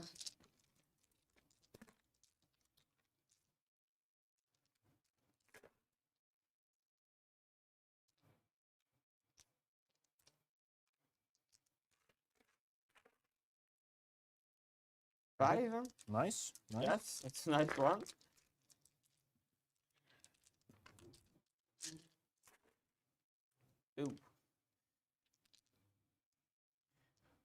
always do it with shooter when I have no buffs. 4. Then I have 4 more attack. Okay, so 5s. And 6s. So I take 7 exactly. Do I care if they die? I have no idea. I also have no idea if I care if they die. I was like, I want to kill multiple units at the same time, so you cannot bring everyone. But if they don't die, they don't die. They die, that's fine. Yeah. I think that's fine. I have no other shooting you. Yeah, Big Bird will shoot into them. Yeah. Whoop. 2, no rent. 6. Yeah. 4.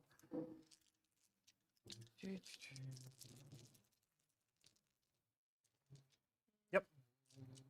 And you get to charge there and here. Yes, we'll start with a 3 charge. Yep. 6, yes. We'll just do it like that. Perfect. Do the mortal no. Yep. You will tell me if you want to make him survive. You take only 4. He's dead. Yeah. Again, D6. Only 1. Oh yes. Yes. That's what I was willing to hope. Charge with the other unit of Bounderz. Yep. For 9. You have no tricks in combat with this, right? What do you mean no tricks in combat? You just fight. Yeah, I just fight, yeah. Yeah. I just fight. So I will just pile in.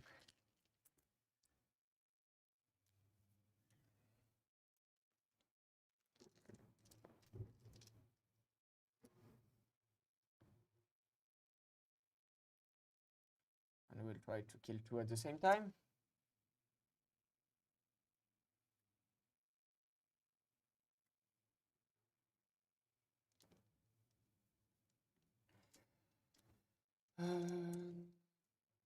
Stay 5 and 5 up, and I will put my mortal here.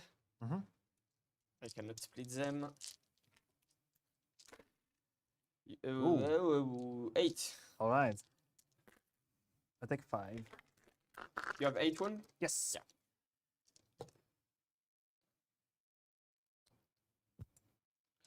And that's it for my charge, if you want to do something.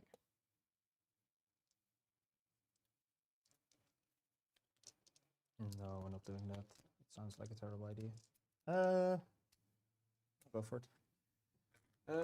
I will put just 6, I target this. Yep. It's my target. 6 here. And I will do 4 here. I will just no break currency. Yep.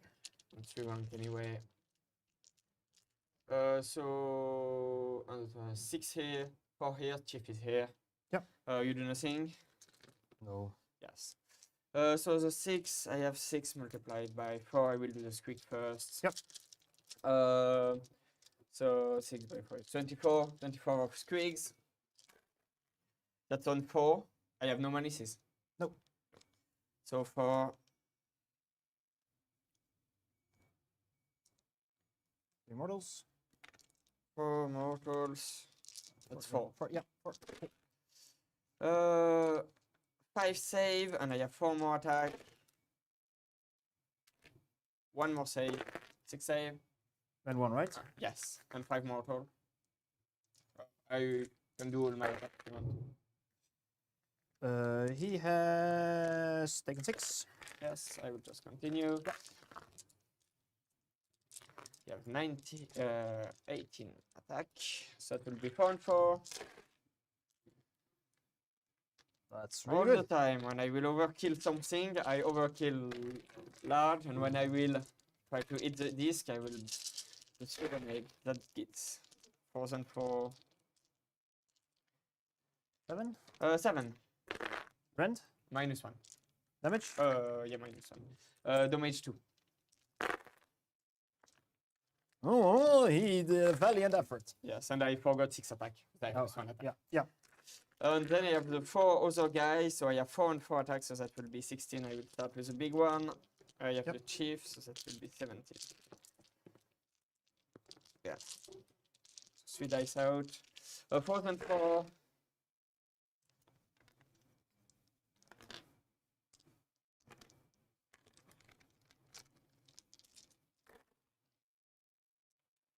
Also really good. 7. 4. Yeah, okay, he's dead.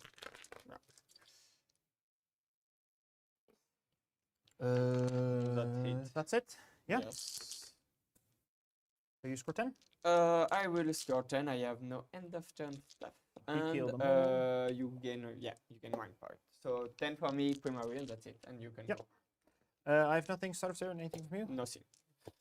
So My crit mortal always move, but my other buff stay. very good. Let's start by casting some spells. We're gonna start by casting. You have all 4 of your CPs. Yes. We're gonna start by using the book to cast spawn spell here from the bird. Yeah. On a 12. I shouldn't do anything on One that. mortal. 1 mortal, so 1 die. And you can pop the spawns. So no shooting now. And I will take 4 turns to kill it. No, because the problem is if I put it, you're just gonna use it to score your tactics. So we're not gonna do that.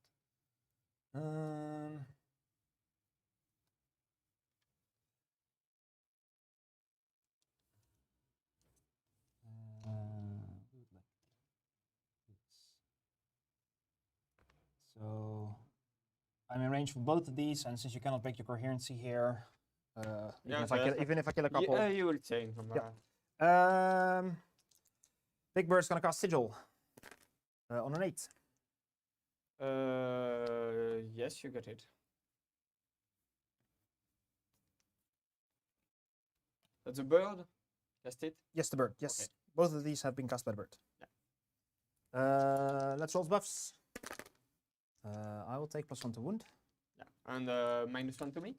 Yes, so they are -1. And they too, I think. Yes. Nope.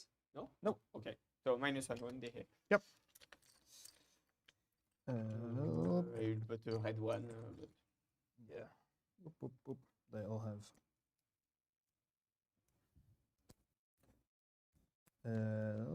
Bomb +1 to wound. Then we're gonna cast. Might as well save onto them from the Cursling. Yep. No. We are going to use the bird to cast Shield of Fate onto them. Yeah. On a 13. you get hit. Last spell from the bird. No, he's one more no. because he used one from Yeah, the tome. yeah. So both of them have one more. 1 more, yeah.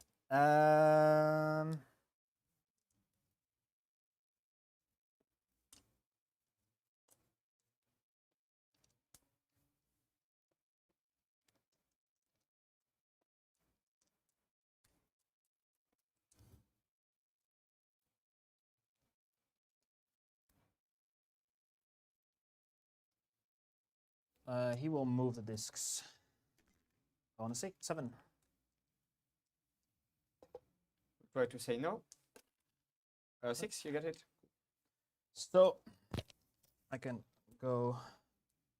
Basically, I'm 4 inches 4? away. So if I go, if I end here, I'll be closer. Yeah. And then I can just 14 back of base gets me right here, so I can just hop over and then 14. So the back dude can basically land here and then be closer. And then these are all just going to up like this.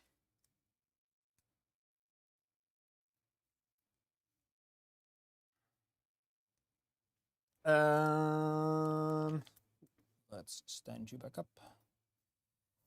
Then, let's make sure I'm not within 3 of your Bounders. And then he has one more spell. I filled that.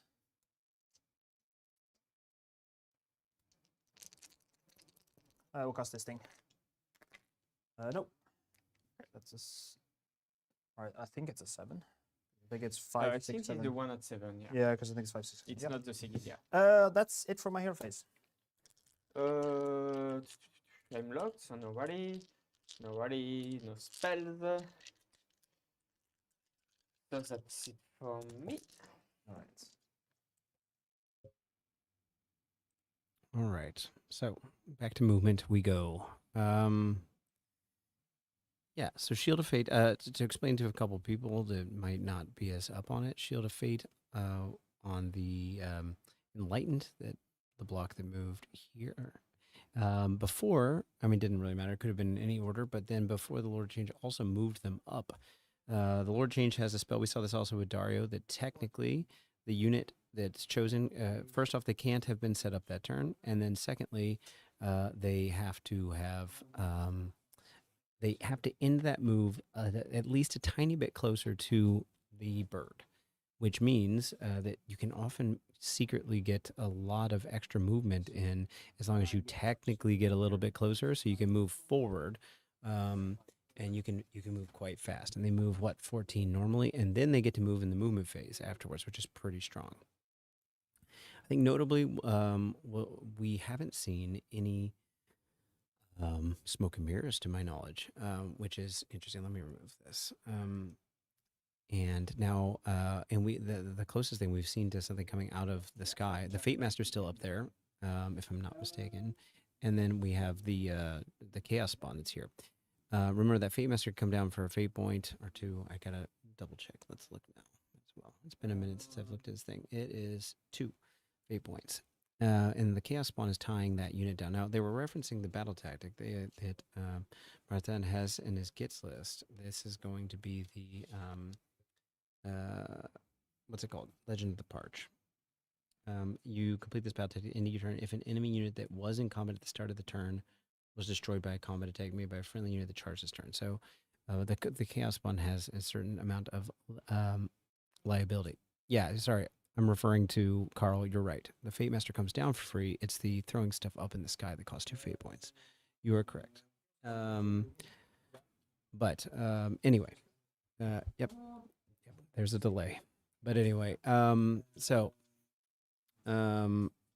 the idea is that there's a trade-off between putting that spawn on the table or not, because then it gives you something that's in combat. Otherwise, at this moment, Tzeentch doesn't have anything in combat to allow for the what's it called? The other ability.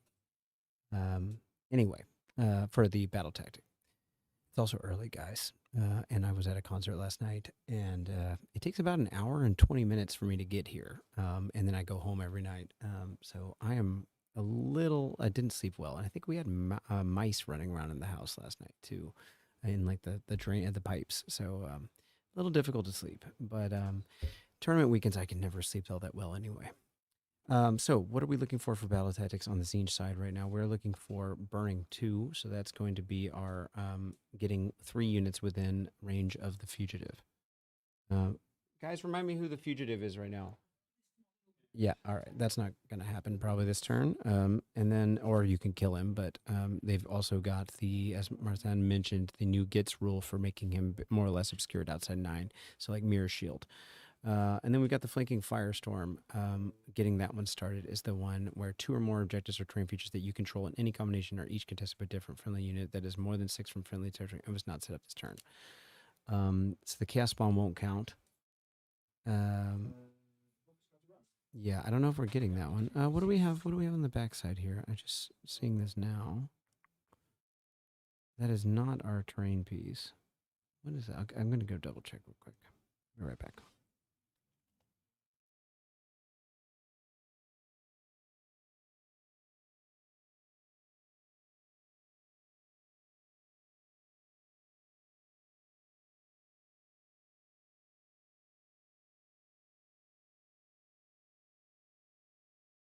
All right, that was a Chaos Spawn that came out last turn, and I totally missed it. So that one right there is already on the table and would qualify for that terrain piece. And do you have to be controlling it? I don't think so. Again, I'm getting used to these. I've only played with 2 battle tactics myself thus far in my like 10 or 12 games that I've played in this edition or this season, and those would not be this one. So yeah, two or more objectives or terrain features you control, so you have to control them. And that chaos spawn can only count as 1 because it's a beast. So at this moment, you have a certain amount of these bounders that are sitting there. And they don't have a banner, but it's still more weight. So we're not probably getting that one shit. No, the question is, can we wipe with these guys, those discs, those bounders? That is a possibility. So that could be a thing. Birds coming in too. I think, yeah, we already got our, pretty sure Fate Slicer going. Oh no, that'll be, obviously that was last turn, yeah. And then if we shoot this turn, and then he could charge in. So, you know, he's reliably getting that stuff. And then there's the question of which, he's debating, okay, he's spending a CP because the bird here has both Silver Summoner and his own War Scroll ability to bring back units. So he's got a number of choices. He's lost the... How did the chariot get back on the table? 1 CP from the bird. Oh, so that's what you just did. So I spent 1 for that, and now I'm spending 1 to get back the ogroid. You can't do that because he's the bearer. You can't... No, the Silver Summoner is on the curse link. Oh. That's why it's on different heroes. Yeah, but that's not what your best coast pairing says, but that's fine. Not? No, it says it's both on the Lord of You're Change. both on the same, but fine. Really? What? Yeah. Your Silver Summoner's on Lord of Change. Yes, but it's fine. Oh, okay. I played all the... Okay, then I submitted the wrong list, okay. Martin, If are you you... want me, I can play It's my fine, list it's if fine. I submitted I like don't that. care. I Uh, see it, but I don't care. You can just. Okay, yeah, count it's, it. that's why I said from the beginning. Yeah, that yeah. Silver Summoner is like, oh, okay. Well, okay. Okay. So, for those wondering what was going on there, technically the list has the Silver Summoner on the Lord of Change, which I've been discussing the whole time, is tricky because he can't use 2 CPs in the same phase. He meant to put it on the curse line, so which does make sense. The one argument for putting it on the Lord of Change is that you would lose, by putting it on the curse line, you would lose 1 eligible Arcanite that can come back because he can't bring himself back because he would be dead and wouldn't be able to use the ability. But I think it is better usually to split them so you can have 2 recursion in 1 turn. So anyway, Martin's agreed to let it be as intended and it's not as it's written on the thing. So that's up to him in this case, or a TO. I am a TO for these things, but I'm okay with Martin letting decide that. So anyway, yeah. So that's how we got the chariot back, that one, and then the ogroid that's also here. Oh, here. So both these guys are coming back. One has to come around the bird, the demon, and then the Arcanite unit that comes back, non-Warflock, by the way, so you can't bring the discs back, has to come back around an Argent Shard. And so, of course, this Argent Shard's here, which is nice because the Argent Shards can teleport in your movement phase, and then you can put it down in the movement phase, of course. That's the idea. So, but we have to, of course, keep in mind that guy can't come back anymore. All right, so we're passing on. +5 control. Yes, I know. Yep. And it's not on the squigs, right? It's only Only non-squig non-squig. unit. Yep. So any movement from you. Probably, yeah, from CP.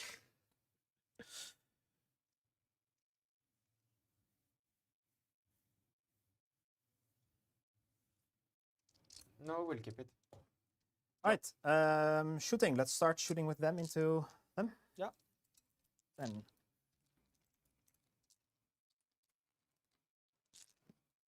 Uh, 20. I'll roll this dice. It's going to be 4s and 3s because +1 to win from Vigil. With autos. So. Ooh. So 3 from the first set. 3.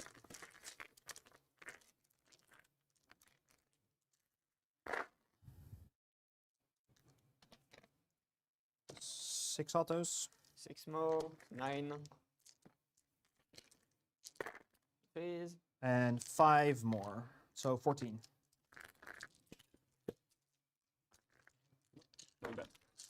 Forgot to get defense. No end. No end. So succeed 6. Yep. Taking So 8. 7 slap-ups. Succeed 3. Taking 5. 2 dead, 1 wound. Cool. Big Bird's gonna shoot same target. Yep, yeah. 3s, no autos, and then 2s. 4 saves, no rend. 4. Yep, no rend. 5. Stake 3. 6. Take 4. 2 dead. Get 1 end of turn. Yep. Yep. Cursling. 3 shots, same target. 1, rend 1. 6. 1 Damage? damage. 1 damage. One. So 1 One dead. dice. Yeah. He's gonna shoot same target. He shoots 16. So 2s and 4s. 1, no rend. 2. Cool. Nothing. That's all my shooting. Anything for you? Oh no, I'm blocked. Anyway. Charges. Yeah. I am going to start by charging the discs. Yeah. I'm gonna go 5.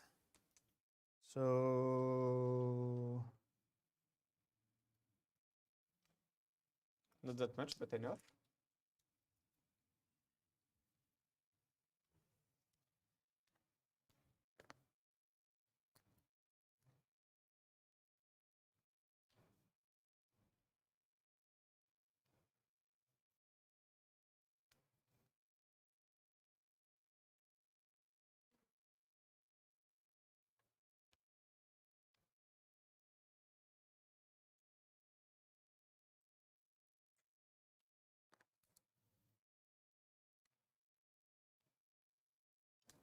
let's see, does this work?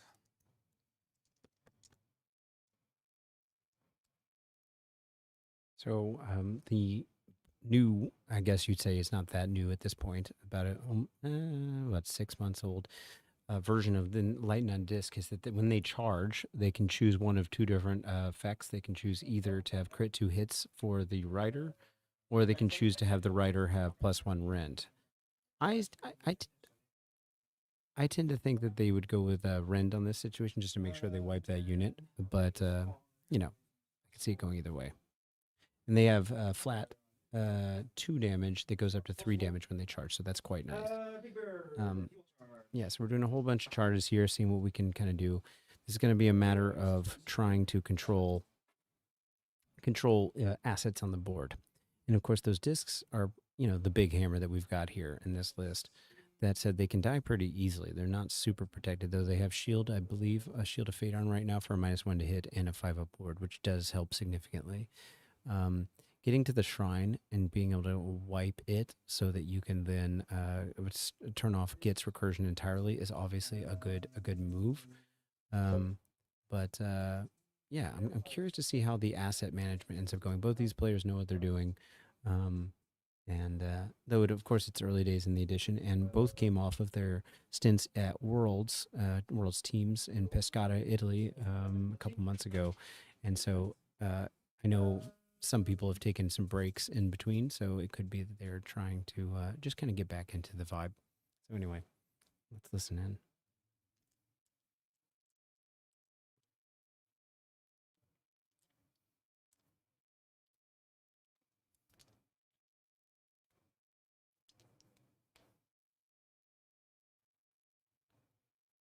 You have no retreat in charge or anything, right? No. Roll them, see what they get. 5.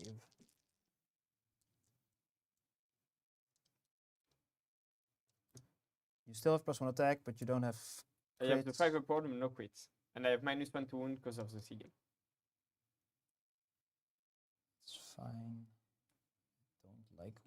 Don't like this, but we're gonna do it anyways.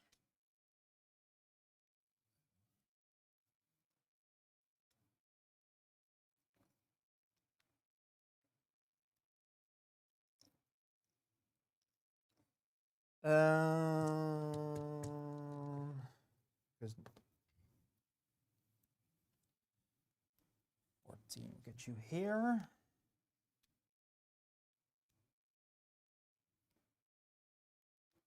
because next turn it's Squigs, right? So it's so they go basically always 14.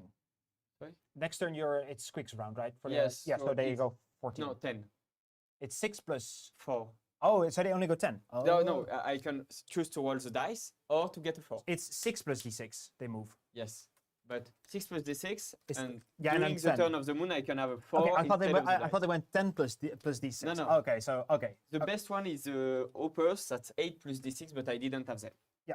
Okay. So then I'll go a bit further because then it's fine because then you're not really getting here.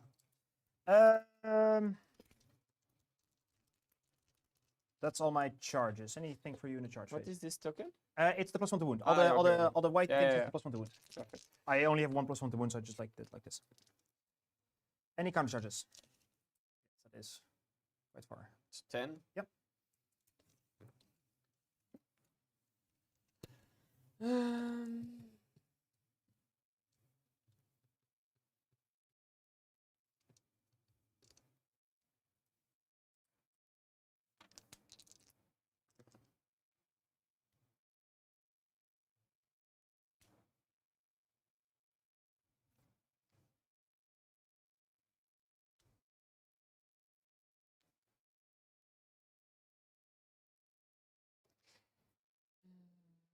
Anyway, I will not be able to spend all my CP. Yeah.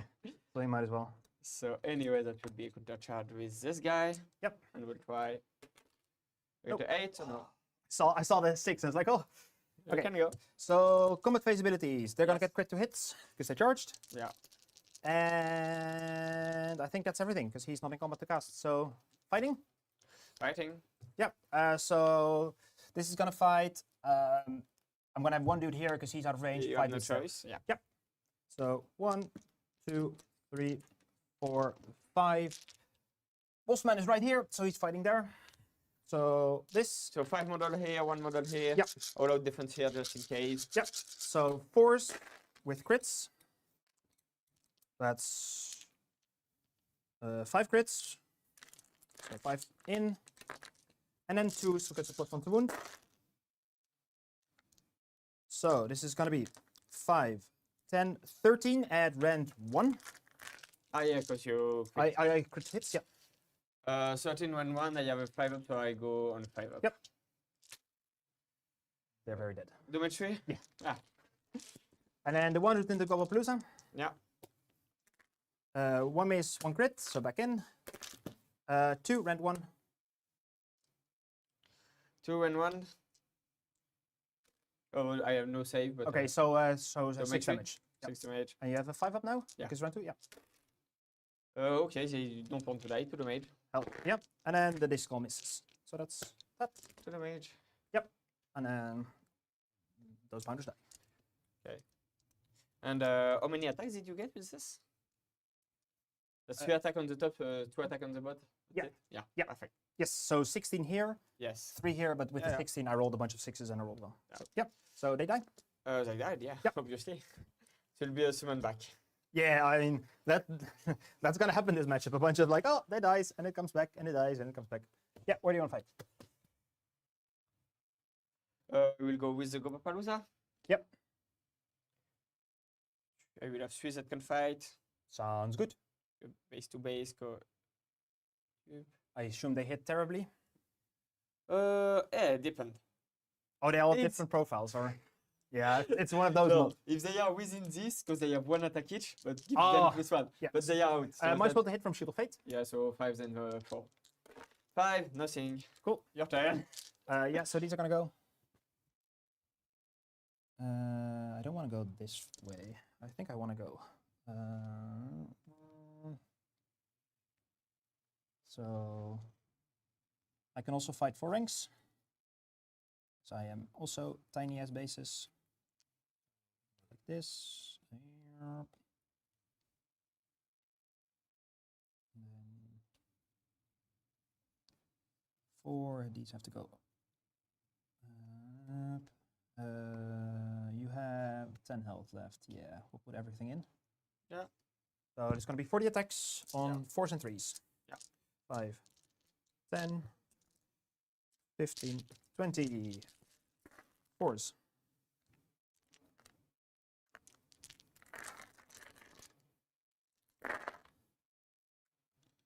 So from the first set, it's 6, 8, 8. and then the second set.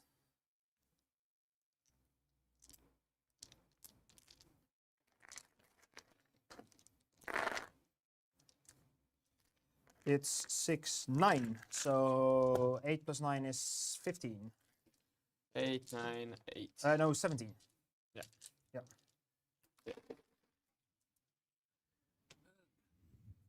No end. Never end. So just 5 ups. Take 1, 2, 3, 4. I just want to die, basically. So otherwise I will just hit you back and you will split. So I take 1, 2, 3, 4, 4.5. I have one guy left with You have your 5 up board. Oh yeah. Which you have to. You I have to have now to, roll. yeah. So I will have 1, 2, 2.5. Die. They have to hit me back with 3 dice. I will have to hit you back. I will obviously not alert attack. Every model is within 3, so who cares? Yep. Fight back with them. So I have plus 1 attack. No. So 4 attack on top. That's 4, and I have -1 to front 5. Yeah. You have 1. Red then 1. 1, 1. So ward save. Nope. And then I have 4 and 4, 3, Red. -1. -1. So ward saves. So 3 die. Eh. And then I'll pull myself. They will get back. I'll pull myself out of combat. Yeah, perfect. So then he needs. I'll pull myself out of combat. So like this. So don't forget that I have a Wally potentiellement with a +3. That's Right, that. yeah. That's fine. They're gonna be like 4 dudes then or 5. That's fine. Mr. Spawn. Yep. 36. Big 10. 7, 10. 5s with crits. 3 hits, 1 crit, and 4s. So it's gonna be 3 no end. How much? 3. Okay. I had 2 more 4s. It's 5 4s. Yeah. So no rend damage 1. So 3 dead. Yep. I will take this 3. Sounds good. And then they get to fight me back.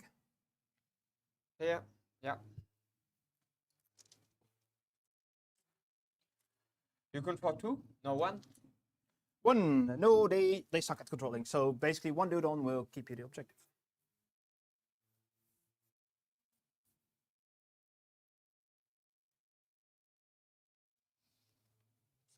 Yes. Oh, he should have hopped over. Oh, I'm playing so bad. Oh.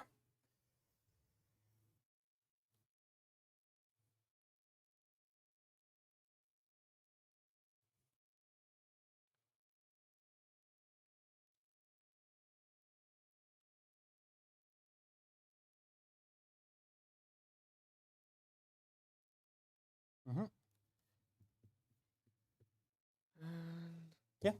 So it's gonna be. Oh yeah. How do you want to? So it's at least gonna be 9, 2, 4, 6, 8, 9. Into the bird. I'll just keep 2 model here. In case. In case you do no damage, but I don't think you will. So yeah. Just in case you do no damage. I will have not that much fight. So that's probably gonna be like 7. Yes, 7. Okay, so a couple questions. Birds, thanks for checking out a tournament. Yeah, we host as many streams as we can, but we're currently having to rebuild our studio somewhere else, and we might have to take the show on the road. But we do have a teams tournament coming up in a month, so hopefully, if you feel so inclined, come check that out. And it'll be on I'll have a co-host. It's a little, and with 2 tables being streamed at the same time, hopefully. But anyway, the idea is, and as I've mentioned before, that the army points this is our old template for last season, and it used to be for things like fate points, blood tithe, and that sort of thing. But because we haven't gotten our new template put onto the screen, I can't just change those the titles of the boxes. This is our fury level on the left and our rage dice on the right, just so we can keep up with that, because that's the new season stuff, right? And then to answer Sabuku's question, Dario and Misha are doing quite well, I think. I think they both went in with 3-0 at the beginning of this round, so we'll have to see how they turned out. Well, as far as I'm aware, they're not playing each other, so that's they're not going to knock each other out implicitly, but we will see. Okay, let's listen in.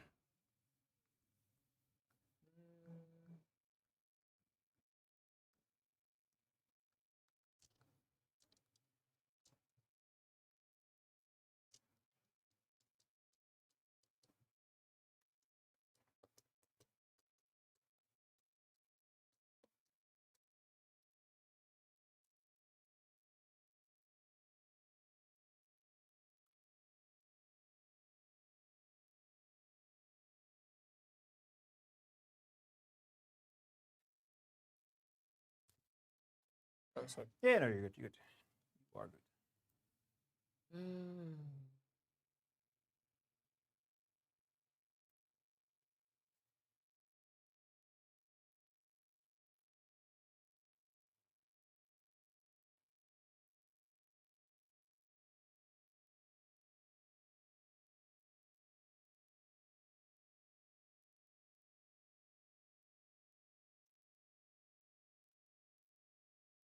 In other news, I have been keeping track of the number of games I've streamed thus far, starting with the Gauntlet, our singles tournament from the fall of 25, so 2 gauntlets ago.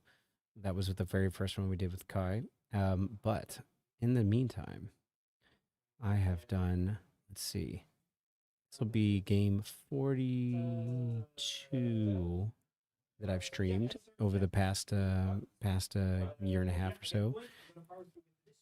Oh, he's powering through. Let's listen. I do want to come back to that, though. 6, and I guess I will do it onto them because they have a 5 aboard.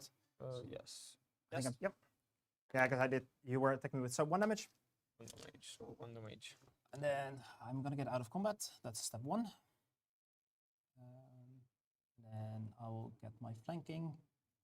And I will hold 2 active objectives. 3? This one is active. 1. 2, 3. I know you didn't. You know, because you have plus 5. Because you have plus 5. Plus 6 with the banner. Yeah, like I'm only holding. Yeah, you're. I'm only holding 2 active objectives. Yes. And then sounds good. Let me see where exactly I want to go because I have with 14-inch move I get to. You can bring back a blue also. Yes, I will roll it in a second. Yeah, after. Yeah.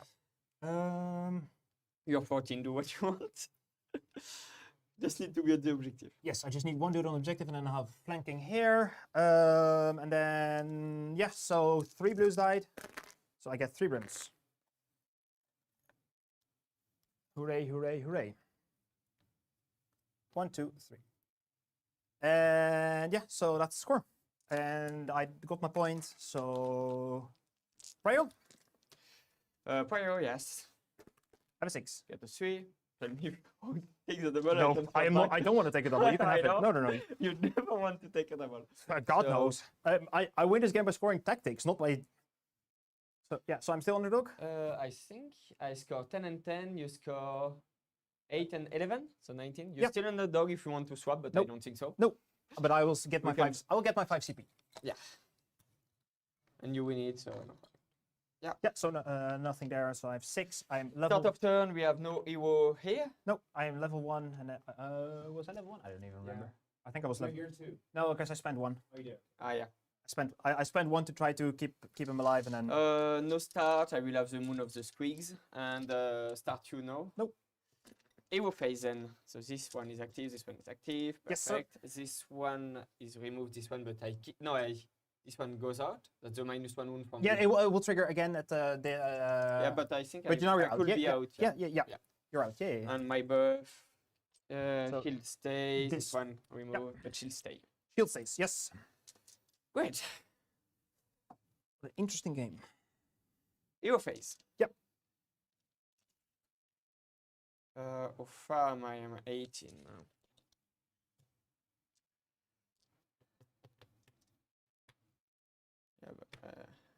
Yeah, but you will swap before I moved.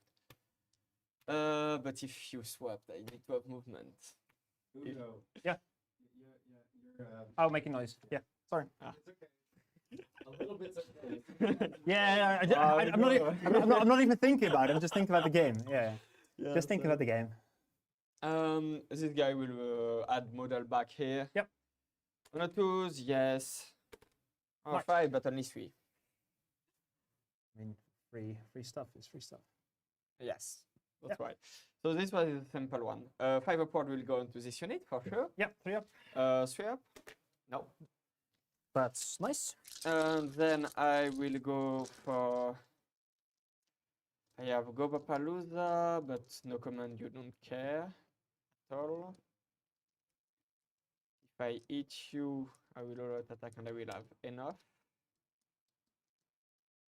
You have 6 points, yeah.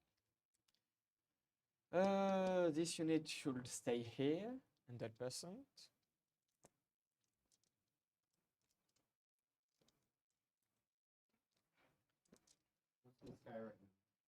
Just the Fate Master.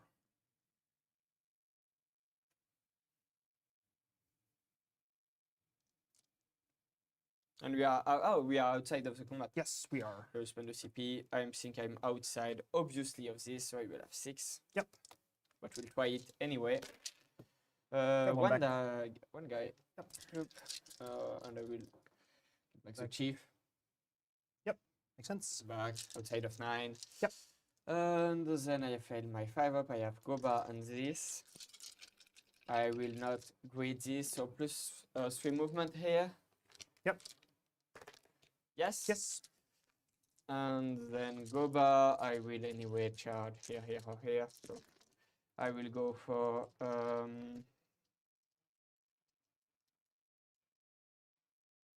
just want to charge and run to this unit. Yep. Yes. So run and charge. Yep. Yes.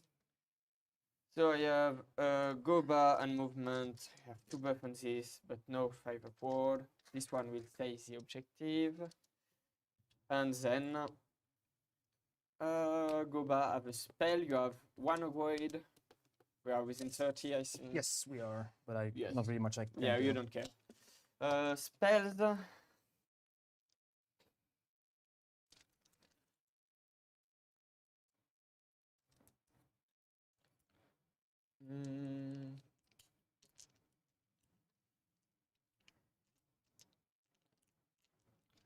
This one is probably the best I can get.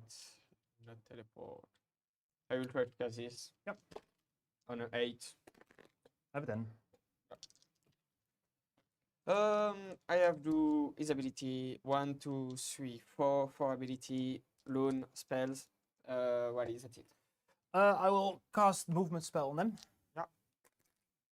On 11. I can try. Yep. No.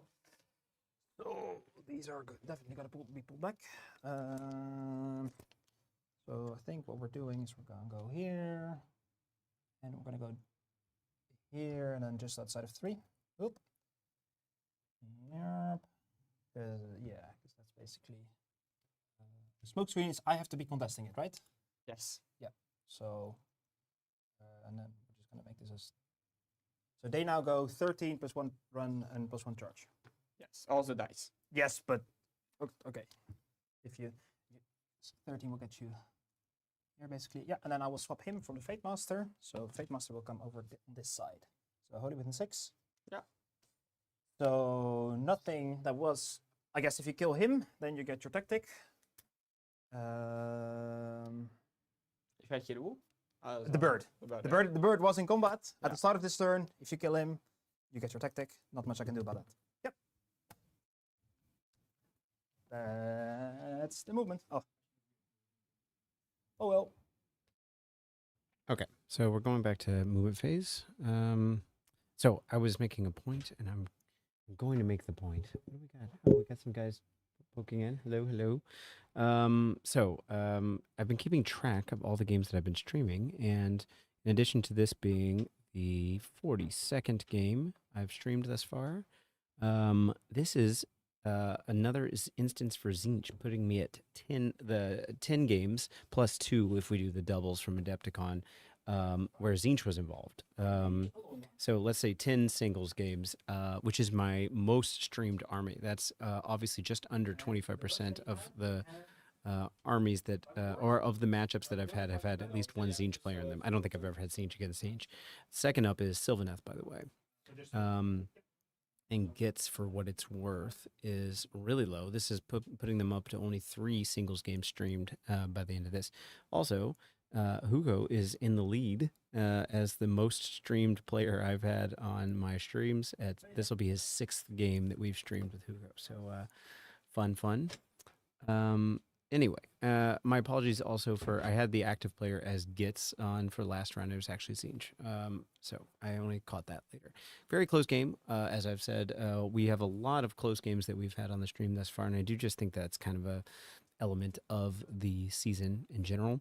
So Hugo, our Tzeentch player, was actively trying to turn off the possibility for Martha's Gitz to be able to get some battle tactics going.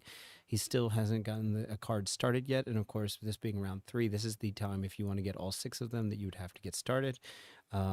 As someone mentioned in the chat, that's one thing Tzeentch is better at doing, I guess, in this case, is not necessarily better than Gitz, but just good at doing in general, is trying to deny tactics. So, again, Legend of the Parch is the one that starts with the destroyed enemy that was in combat at the start of the turn, which is why he said, well, I had this Chaos Spawn that was seated right here and qualified for that, but then we smoked and mirrored him out with that Fate Master to safety in the back here a bit.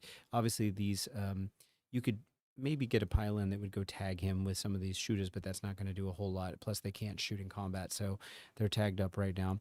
The only other unit on the Tzeentch side that was in combat at the start of the turn is the Lord of Change, who's situated right here. So the question is, does he have a threat piece that can get all the way over there? The answer is, yeah, sure.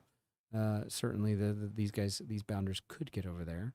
But the question is it going to happen? Is it going to be enough? How many? I'm going to have to look see how much fate dice we're looking at right now. You know, you never know. And plus, he's got a 5 board, and it's a -1 to hit too because he's generating that bubble. What else we got going on that's interesting? So in terms of the other battle tactic, that was Smokescreen. You complete a back to the end of your turn if you control an objective that is contested by at least 1 enemy unit.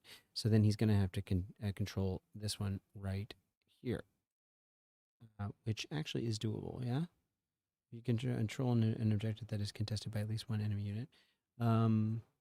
Yeah, the question is, do they survive? Those you know, I think you kind of get both of those at the same time if they can get over there and go steal the objective and kill the bird. But I mean, it's just a lot of stuff to ask for. So we'll have to see how that plays out.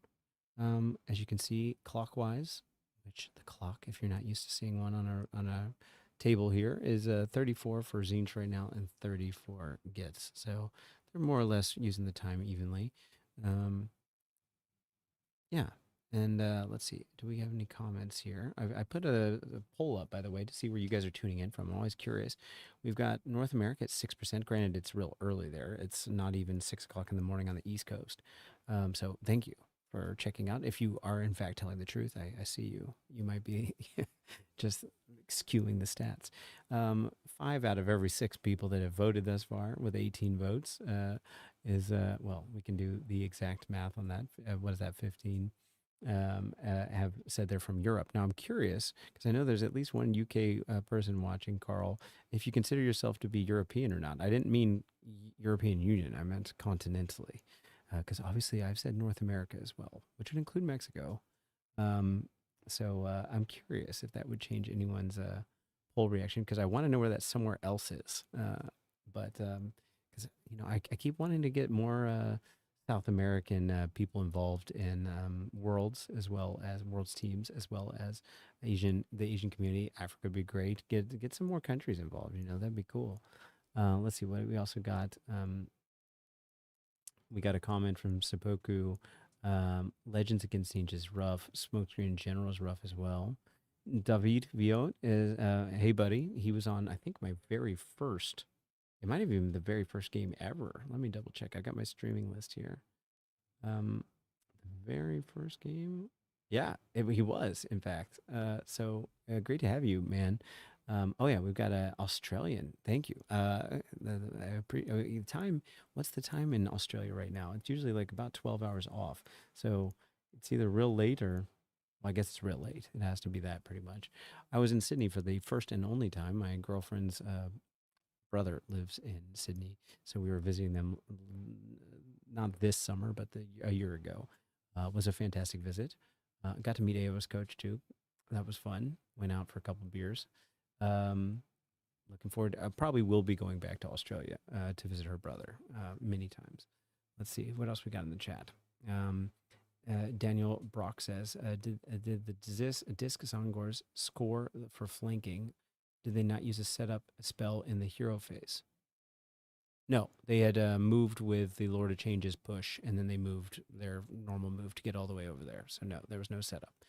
Yeah. Let's see. What do we have? Seppuku Tzeentch can try to redeploy the unit off the marker.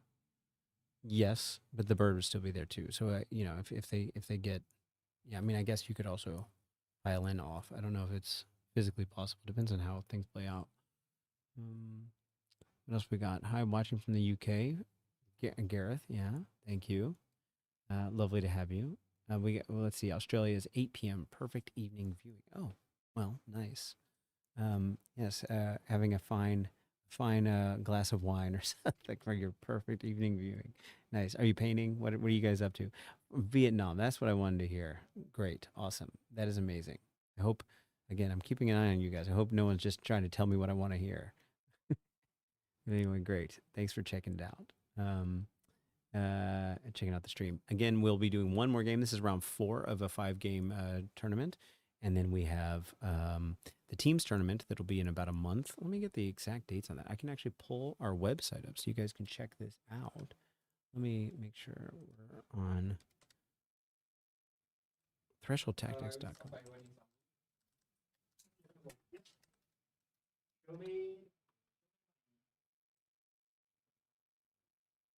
Let's go to this.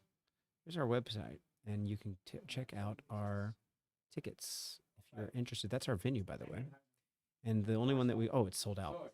Well, maybe get a reserve ticket, maybe if you're interested. You can also check out our rules packs here, and we do have swag and all that stuff. But no sweat if you guys aren't trying to buy anything. We just appreciate anyone checking out the streams anyway. Let's listen in. 10 on the dice. Yep, but we will try. I think. Otherwise, I think it will be hard. My other option is just like moving here, trying to pass through, but anyway, you will have an objective, so I don't care. Yeah, so you end up like here. So I have 11, not 14. Yep. Yeah, so you go 14, right? Yes, I will go just move 14 here. Yep. And we'll just move here. Perfect. And fly, so. Yay. Yep. And yeah, I have +1. Hopefully, I think about it. I prefer if you failed your movement spell. Yes. I was willing to spend a bunch of my fate points there. Because it's both Smokescreen, it's my discs, it's... It's a lot of things, basically. Yep. Yep. Then I will have to think what I do with West. I already got the miscast once on the movement spell, so this is... Yes. I will make a 1 with this guy. Yep. 7. Where do I go? I will not move here. Okay, so that's still movement phase. I have been talking so much that I thought maybe we were in charge phase, but no, that was just getting the Bounderz over there. And he rolled for it, right? He didn't choose to go. I don't know which phase of the moon we're in right now, but anyway, he's close enough to make a threat, that's for sure. And then I don't remember if Hugo said, or Tzeentch player said that he had used the fate point ability of the Fate Master to allow him to go back up if he gets charged, but I think it might be. We'll have to listen in. But anyway, what else do we got? We've got, what do we see? It's not enough as we can hear all the things that they talk. It's not loud enough. Yeah, Daniel, let me know what you mean by that. What's not loud enough? Because I didn't, I mute them when I'm talking, and vice versa. So maybe there's, I don't know, maybe I missed something. We've got someone painting Fire Slayers for GT, awesome, and building ogres in Ohio. Akutch, I know I've seen you on here before. Did we meet at Adepticon? I don't remember. I'm so bad at keeping track of whose screen name is which. We've also got someone watching while painting for Raccoon Rumble in Germany. Nice. I still need to go to the Raccoon Rumble. I've heard great things. And Supoku, thanks for the shout out for our venue, on the Valk, but near the airport next to Amsterdam, which is very close to the city as well. But most of us Warhammer nerds just stay at the hotel. Although I live in Amsterdam, so if people ever want tips or something, let me know. And obviously, I am a believer in visiting the places that you go to if you can. But tournaments are draining. So, what do we got here? Nope, I'm just old and get up early, so I watch all your streams. Oh, thanks. Well, we've definitely seen you on here before. Really appreciate it. We got True Blades. Skirkin True Blades for Teams event. Yeah, nice. Cool. I haven't seen them on the table as much lately, but they definitely had a certain amount of representation at Worlds teams. Let's see, the microphone of the players. Take my TV to maximum to come here. Sorry for my bad English. No, it's all good. The microphone of the players. Take my TV to maximum. Oh, okay. Well, I'll try to boost it some more. How is my mic okay? Yeah. They're having a weird kind of fluttering sound for the what's it called? They're having a fluttering sound for the noise gate that we've got. So I was trying to keep that down. But yeah, let me know. Let me know. I'll keep messing around with it. I think we just saw. Oh yeah, this is the fate points move that the Kyrics get to do in the movement phase as a reaction. So I don't know how many fate points we're up exactly, but yeah. Okay, cool. Let's listen into their mics. Let me know what you think. I charge here and I power through. I don't think if I have enough movement, but I also don't think could have enough. I can't get enough on here, so I'm not gonna Yes. redeploy. Yeah. And then Yeah, you can teleport. I don't think it really matters. Yeah, I think so. You will have wench on everything that matters. I'll just put him a bit more over this way. Yep, and then off to. Or wait, Shooting, I have nothing. Ah, yeah. oh no, wait, he cannot redeploy It cannot really play. Yeah. because he was set up. And this doesn't matter. No, go for it. Shooting, I have nothing. Okay, so the closest. Which one is closer? Probably this. But So they are 7 basically, and then these are less than 7. okay. So I think I will covering fire into them. Yeah. How How many? So let's see. So if I were to covering fire, I get everybody except this dude, Yeah. and then can these dudes see? That's the question. So this all definitely, but so this brim can see. I think this brim I think these 2 brims cannot see anything. Okay. So it would be -3. Because this dude can see your spear, and then the rest can all just see. So it'd be -3, 34. Oh, I forgot to roll this thing, and I have to. Ah. It says I have to. Yeah. Doesn't matter. Doesn't do anything. Okay. Cool.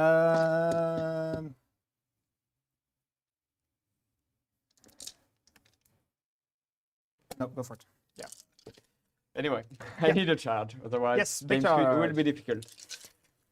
Charge with this, obviously. Show me the money. You rolled a 1-5. Now show me 2 more 5s. I have a reward. We do it on table so we can see. Do it right here in the center. All right.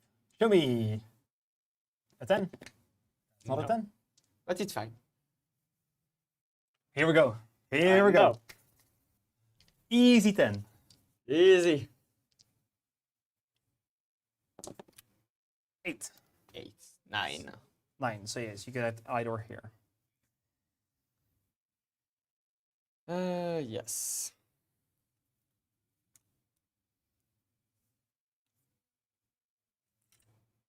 Yeah, so you basically. Oh. I will try to see. Okay, you tag him and then go here. I'm not sure. I'm No. I have not. Yes, that's 9. Yeah. So I have sure charge. So no way I tag you. I think. No, because basically like someone here, and you have to keep coherency. So I don't think. Yeah, probably not. I think if you had one more, probably, but now not. Yeah.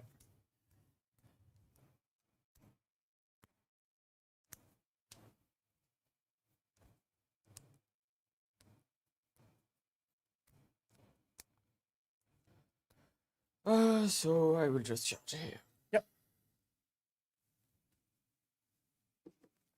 Kill this poor boy.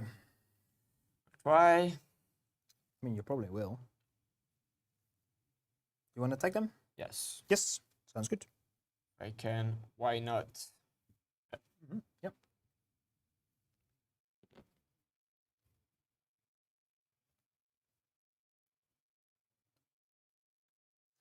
I will do mortal on the Yep, on the Fate poor Master. guy. Yep. And you could just kill him now and then. I paid 4, so you take 6. Yes. So I think he's dead. No idea. I think he has 6. War Scrolls, Fate Master, 6. No ward save. Oop, he dies. My turn. A fight. You have no Nope. ability. I want to counter charge yeah, with the discs. Can you? That's let I go 6. Yeah. So you have to pal this way now. Yeah. That's quite useful. So I can just go my 6 without you being able to go this way.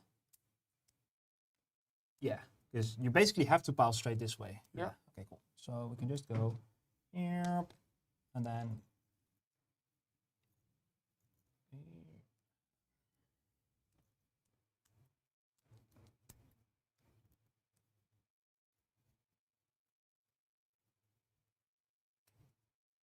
Yep. Fight? No. They get crit to hits. I will. Yes. Wait. I will just fight here. Yes. So you're gonna get like 5, probably 6 in? No idea. But I fight on 3 rank.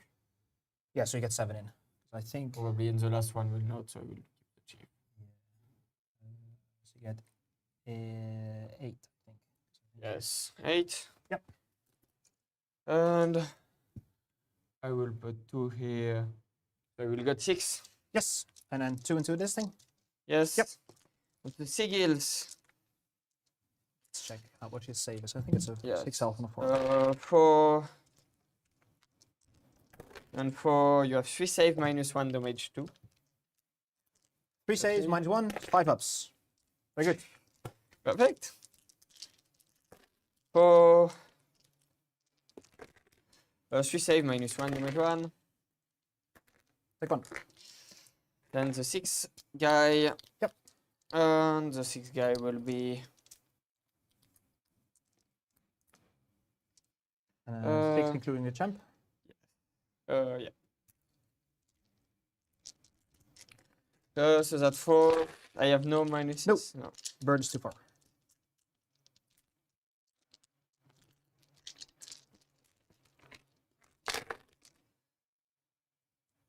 You have 1, 2, 3, 4, 5, 6, 7.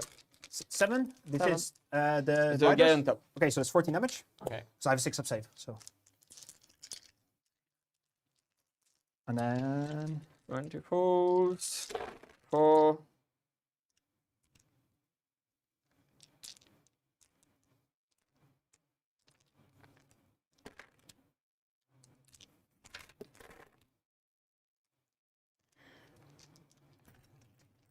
And 9 more. so 12, so 21. Yeah. 6s. I save 4. Yeah. So 4 live. Because Yeah. I had basically 20 exactly. So we're gonna. These are gonna die, and then I'll keep these 4. Oop. So this all dies. And that's your turn. Bird. Bird first. Bird first, so he gets to generate a fate point. You no longer have +5 control. No. Yeah, okay, so, but I'm just gonna Yeah. file this way. 6 attacks. 4 hits. Nope. He doesn't have any crits in this. It's gonna be 2 at rend 1, damage 3. 6. Yep. So I get a fate point end of turn. I will remove this one. Yep. Oh no, this one. Yep. Your turn. You get to fight with the Stabbas. The Shootas. Yes. Put everyone onto the Onto the bird. board. Let's go. Yep. Might as well do it. 5. And 5. 1. No one. Take one. Yoo-hoo! The discs. So we're gonna fight in. Yeah. I want to stay out of combat with them. Yeah.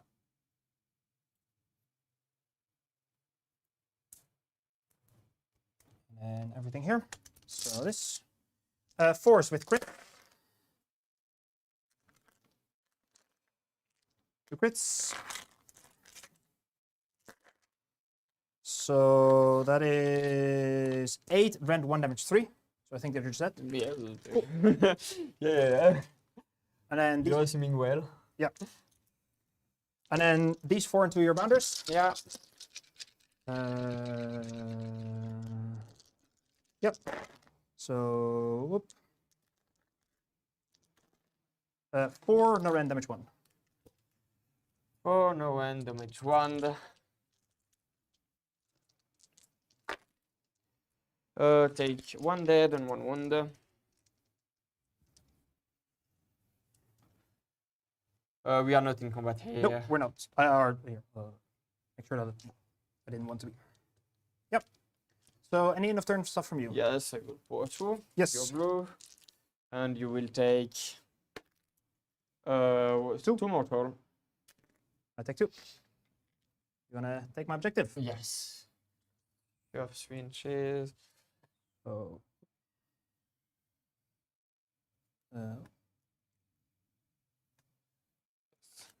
You have 13-inch movement. Yeah, I think yeah, it's yeah, enough. Yeah. I will just. You wanna go a bit further? Yeah, I will just put all my models. Yes.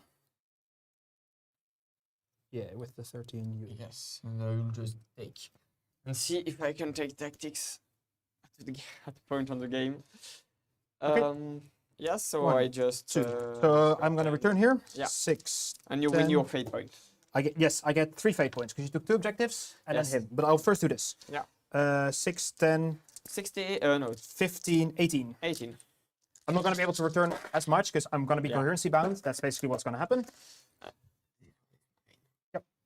Because I'm basically gonna be coherency bound. So what we're gonna do is like this. Then now I'm still all good, and then I'll put 2 both sides here. Yeah. And then this I gained 3 fate points. Do 2 objectives and the bird. 2 objectives and the bird kill thing. I don't know if you can. This model needs So, to be the open Thi- fire. like, Yeah. like this like this it works. So it's It's like possible mathematically? yes, yeah. Okay. I do not need yes all the time, so it's like yeah. So these go first when there's coherency for 1. Yeah, I know. I And know then- that. I go up. I was at 6, so I go up to 9. You can win 3, yeah. And then you score 10. And I score 10, yeah, that's it. Perfect. No battle tactics, right? No, Nope. tactics. No tactics. I need a 10 shard. Oh, if I spell. Yes. No, it's And just, sorry, I will just spend 1. oh yeah, you get back, yeah. You get the unit back. To back just, no, this one. Which one die? This one. Yeah. Get 5. And this one will just get onto this one. Well, So you have no CP. no CP left. All right. That could be here. And that's it. Cool. So I have nothing start. I don't think you have anything No, I start. have So nothing. let's do some. I have no ability, literally. Cool. They're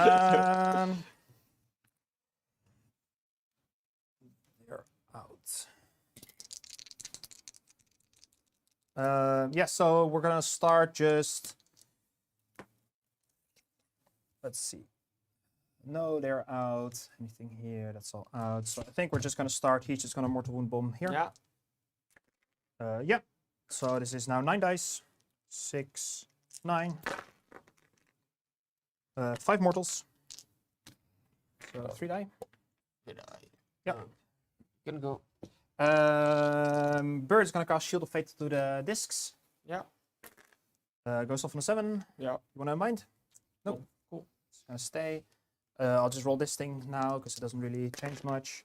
Damage healing. So this one was his. So the bird's gonna heal as 1, and then you're gonna take D3, and that's it. So you're gonna take 3. Dupe.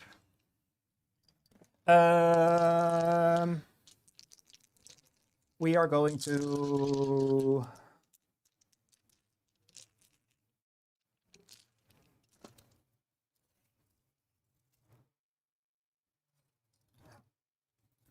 How far is this? This is like 36. So if I go 35 over this way, yeah. And then both these go like.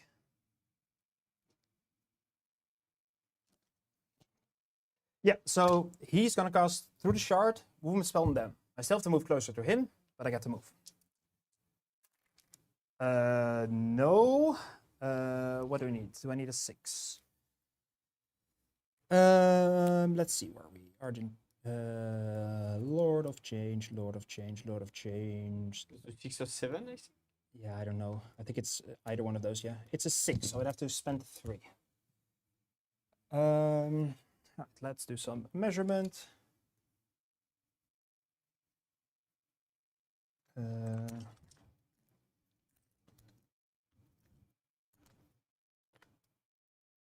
Where's my 10? Oh, here's my 10. No, I'm not going to spend anything. Nope, we're just going to keep it like that. Okay. We are going to have Big Bird cast Mortal Wound Bomb on the Gobbapalooza, because why not? Goes off.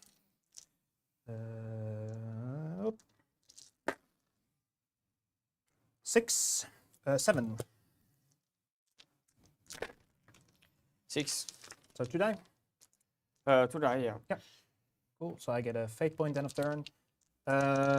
You already get it. You kill Bounderz. No, but that was with him. Ah, okay. That was with him. He did the spell. No, each one can only be targeted once. No, that was Big Bird. Big Bird cast Shield Fate. He tried this and then he did that. So Big Bird, no more spells. I have a tome here.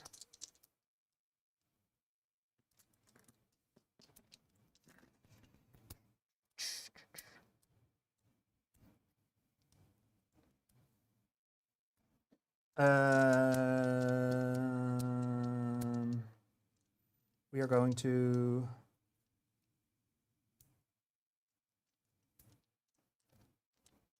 I guess just use it to cast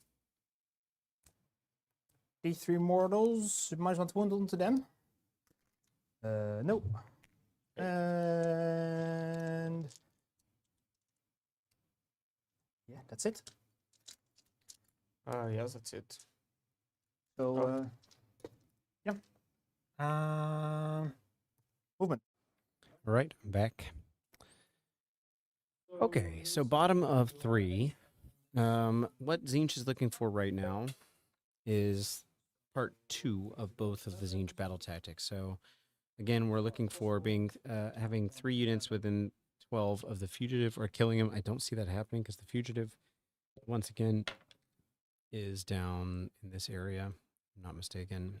And then that's not happening probably. And then flanking 2 is you complete this battle at the end of your turn if 2 or more friendly units that were not set up this turn are each within 9 of a different corner of the battlefield and wholly, that's just within 9, not wholly within 9, and are wholly outside friendly territory. So let's take a look at this. Yep. each within 9 of a different corner. Yep. So, but they have to be wholly outside of friendly territory, and they can't be set up. So that means we are looking at, for Tzeentch, we're looking at over this corner and over this corner, right? Am I reading that right? 2 or more friendly units that were not set up this turn are each within 9 of a different corner of the battlefield and wholly outside friendly territory. Yeah, so it's a little difficult with not being able to be set up. So you got to get yourself set up for that in a different, part of the battle. And the problem is, as much as it's handy that these bounders are kind of off in this corner here and not engaged in the battle, they're also implicitly kind of making it difficult to get that battle tactic. So we might see some problems with that. But as you saw last turn, the discs can, if you set them up right and get the Lord of Change set up right to kind of slingshot them, they can get really far across the board. That said, we've got a lot of meat shielding going on at this point. I'll have to double check what that is, but I think we're looking at some amount of that is going to be our Sneaky Snufflers. Yeah, dice first minis. That is in fact a lot of Boingrots. And then we've got 5 bounders down here. We've got a hero. We've got the Sporesplattas. Oop, I grabbed the wrong part of the screen. Sporesplatters are hanging out like here. So there's a bit of this wall is going to be tough to get through. He just moved over here. Tzeentch just moved some Kyrics onto this objective. Yeah, Kyrics are fine. I mean, you can bring them back with the Silver Summoner ability on the Cursling. Again, the Cursling is hanging out over here. That's a Burning Chariot, not a Fate Skimmer, by the way. We've got a unit of Bounders that's hanging out up here, so we want to get rid of those to try to get to the point where we have a full set of primaries. Because right now, our objectives, I'll just leave that circle on right now, that are active are these 4 right now, which is in Tzeentch's favor at this moment, because it's going to take Gitz a minute to get over there with the way things are set up. Because actually, Tzeentch doesn't have, that's the Gobbapalooza that's on there, but they're about to steal it back with the discs that are coming in hot. And yeah, those blues are going to, now, if you heard Hugo talking about it, or a Tzeentch player talking about it, due to coherency rules, as much as you might get down to, let's say, 1 brim that's in the unit, you'd get to roll 20 dice for the blues to come back. Problem is, coherency rules say you can't be daisy chaining the new models that you set up, and everyone has to be within official coherency, so like ½ inch from a model that was already there at the beginning of that roll. So means you would have to build like a little petal kind of formation and then keep building concentric circles or whatever outside of the perimeter in order to make that work. So as much as it seems like you're bringing a whole lot back, it takes a minute to get going. But now we're in a line which is going to make it easy to bring back, however many you roll this time. Yeah, so in terms of thinking about points, I think we're looking at 10 on primary here. And then, yeah, what did I say? The corners and then the fugitive. I think we're just getting 10 on primary on this, which would put us at 29. Okay, so here we go. Is he going to do something? He's going to go for a run. So 11, 13. yeah, he's just going to go somewhere here. No, he'll go here just to... Who the fuck knows? Yep, that's it. Oh, you have no I have no speed. speed. You have no speed. Yeah, sorry. You Sorry. can play. D6 shots. 3. 1 red 1. Damage. 1. Oh, damage 1. Yeah, this is from the Cursling. Yes. And Yep. Big Bird. 1 auto. 3 saves in total, no rent. Damage. 3.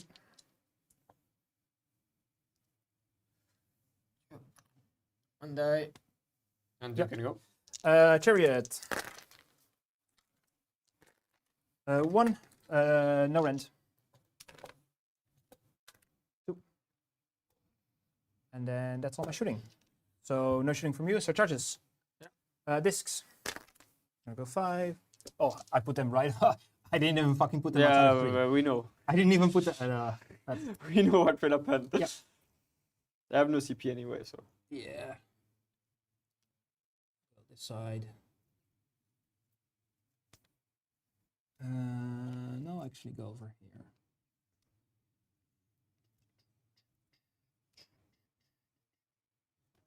Chariot. Yep. Oh, you have no CP left, I think. No, I have no CP. Okay. Oh. This was Yep, going- I have no yeah. CP. Retreating. No, I gain a fate point. It's actually quite good. Cursling. He gets, I think he gets it with a 4 still. Yep. And then I don't think Big Bird wants to go. I think Big Bird. Which one failed? No, no, he failed his retreat. Ah, okay. I rolled a 1 on the retreat.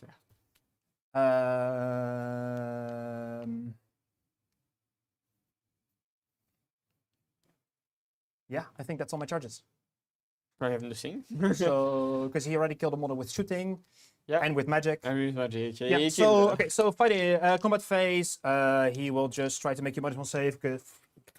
No, and then let's do some fighting. He's just going to start. I'll start. No, that doesn't matter. I'll Yeah. start here. 5 attacks. Nothing. what? No, I wound him 4s, and I roll 4 3s. So you get to fight me back. Yeah, just in case. I might as well hit. No. Chariot.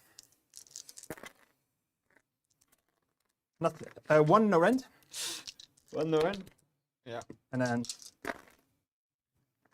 you might actually live. 2 rend 1. These are damage 2. So Damage today. Because If you want to do your. the +1 damage on the charge. And then these are gonna go. Oh, these get crit 2 hits, of course. Yeah, yes, you know. 6, 9. I survive, it's big for me, but I don't think. You return 4. Let's go to bad. 3 crits.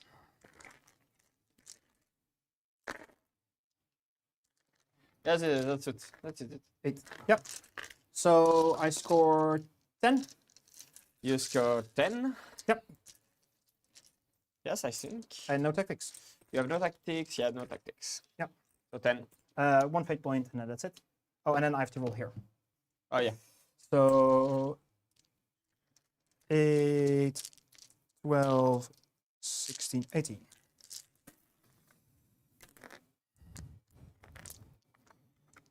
-7 is 11. I don't know if I can fit 11, but we shall see. 1, 2, 3, 4, and then these have to go 5, 6, 7, because that doesn't fit. 8, 9, 10, 11, 2, 4, 6, 8, 10, 12, 14, 16, 18, 19. Perfect. Now we have a prio. 6. 5, Euphrates. I go to 12. Oh, I get it. Otherwise, I will probably have no point. If you win it, I don't know if you want to take this double, but No, because yes, I don't. I will just swap. Yep. So I will take it. No start of turn. no, nothing for me.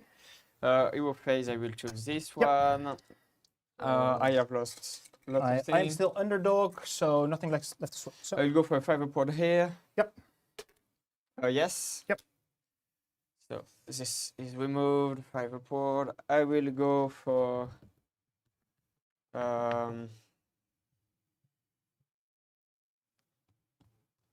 +3 movement here. No. I have to do his ability, +1 wound here, because they are full, yes. They also have +1 wound, 5 report. I have to do all my kind of stuff ability. I will just spend 1 of my CP to do Wally to session it. Yep. So I will have my 9 dice. 2. 1, 2.5, that's it. Yep. To get back. And that's it for my hero phase. So they have 5 up, and then okay. +1 wound, yeah. Yeah. So sigil. I get +1 to hit. Okay. I don't think it matters, but that's fine.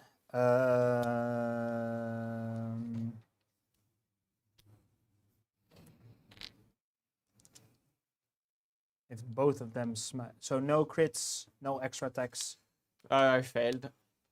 No. So if both of them smack into the discs, that's kind of fine. This is fine. I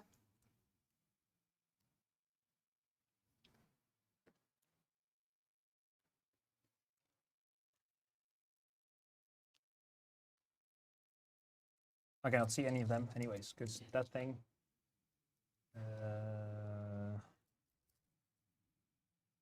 No, yeah, I'm not doing anything.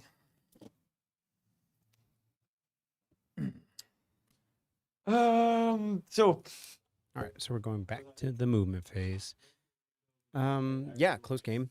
I mean, still, we're Tzeentch is 1 point behind at the start of round 4. So Gitz is going in, and we're looking at the same situation. We're trying to get. We're going to try to get Smokescreen. You can put this battle tactic at the end of your turn if you control an objective that is contested by at least one enemy unit. They certainly can send. It's interesting he didn't want to swap these out. I don't know what's in the sky right now. But let's look. So this unit is a Bounderz unit that can easily come in here. He could pile off of the objective potentially, so that's a thing too. He could redeploy off of it too. Yeah. Yeah, I don't know. So that's Smokescreen. Realistically, that's the only target that's coming into play here. And then Legend of the Parch. If an enemy unit was in combat at the start, yeah, no one's in combat right now. So difficult. Difficult to get these points going up. But yeah. We've got and I didn't mention this before, but we have this Thaumaturge that came back using Silver Summer last turn. I don't think. Oh yeah, we had lost these Screamers too, and that's how we got these back too. So thus far, the recurred units for Tzeentch are. Is this? Yeah. Nope. Sorry, not that. This over here. There's a Thaumaturge. We've gotten 2 Thaumaturges back, a Screamers unit, and a Burning Chariot back. Those have come back, and on the Gitz front, the only thing that I'm aware of that's come back are these Bounderz down here. But he could bring back these Shootas as well at this point. And then there's another Bounderz unit that just died that was up here. And so it's could be coming back. But of course, it's at the end of the turn, and it doesn't have as much impact when it does that. Yeah. So what do we think is coming in? We send the Bounderz in to try to lift the blues right now. Yeah, tricky matchup, and you know, having all of the objectives on this side, 3 out of 4 be the ones that are the big ones, the ones that actually count for primary points, is a big deal for Tzeentch in Tzeentch's favor at this moment. It looks like he's moving his Kyrex with the fate points. Or possibly read it. No, that was just the fate point move. All right. So we're going to shooting. But there's no shooting.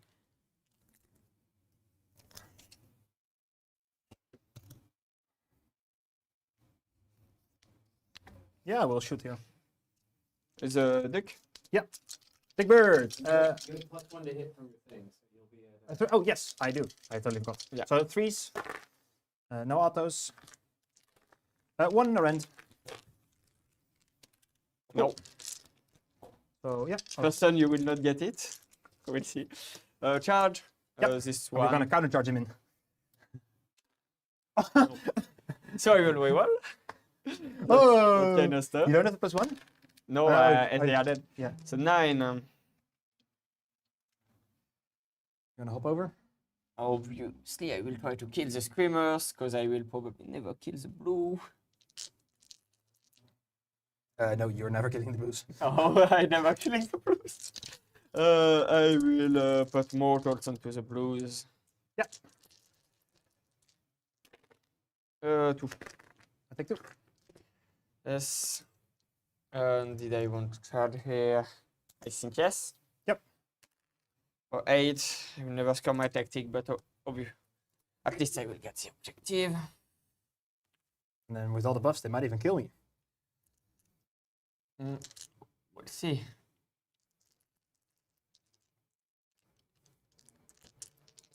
Oh, this objective will be mine. Yes, I have the sure, you can have that. That's fine. I have no objections. Or really, I have objections, but they're worthless. Yeah. I have nothing to say about that. Yep. I will not put everything just in case I didn't kill you, you will need to retreat.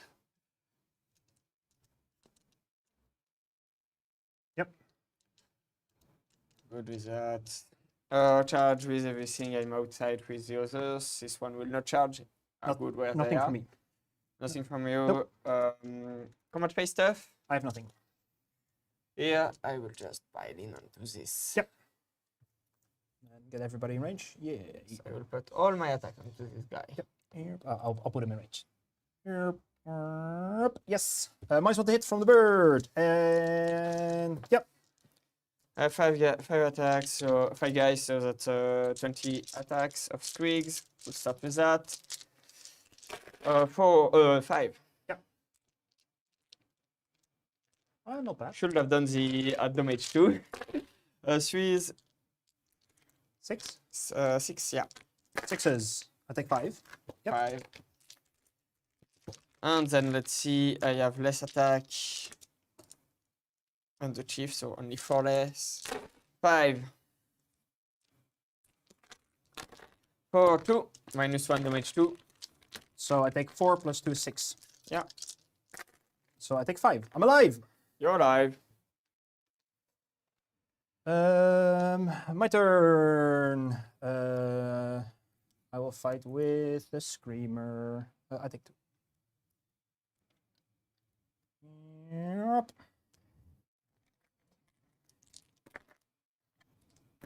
Two saves, rend 1, damage 1. Take 1. I take 2, yeah, because you're 5 up, right? Oh, yeah. Yep. 1 die. Cool. And then you get to fight me here. Yes.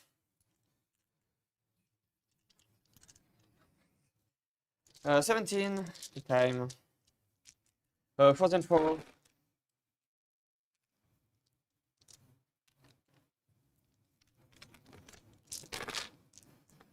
4. So far. Yep.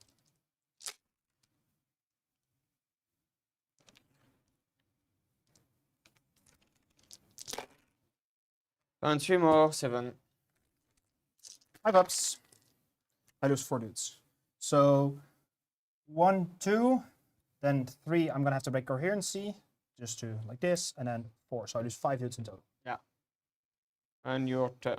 Yeah. So these are gonna go. I'm not gonna get onto the objective, because of course not. You don't want to. So Why 1, not? 2, 3, 4, 5, and Champstat. Yeah. Here.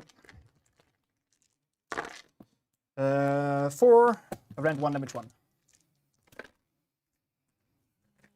You have 5 aboard. So still 4. Okay. Yep. I get to fight here again. Yes. So burp.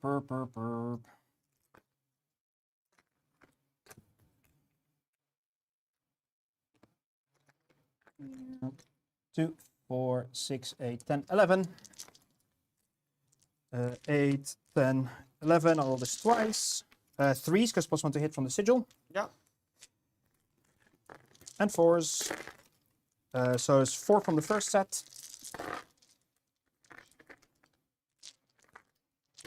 And 1 from the second set, so 5 in total.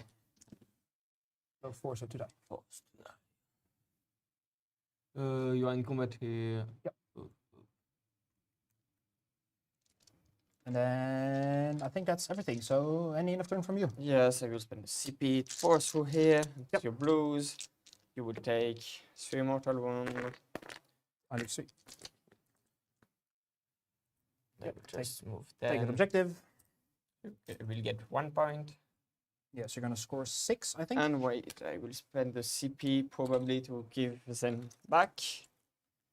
And we'll try to see if I can get this one. Ooh, yes, that's very true. Yes, so you're gonna score Smokescreen. Yes. That's very nice. Well done. So then you're just gonna score 50. Yes. 15, and there is a way I score my last tactics. I have banner. You have 3 model. Yeah, I will get it. Yeah. How many points did you get? Oh, 50. 15. Smokescreen 1 and 10. I'm gonna get 3 Yes. objectives from you. The objective, yeah. And then Oh no, you 1, 2, you 1, didn't 2, 3. You failed. Ah, sweet. Yeah, I yeah, got 100%. I got fill up back here to 20. Yeah. Just get on it. And then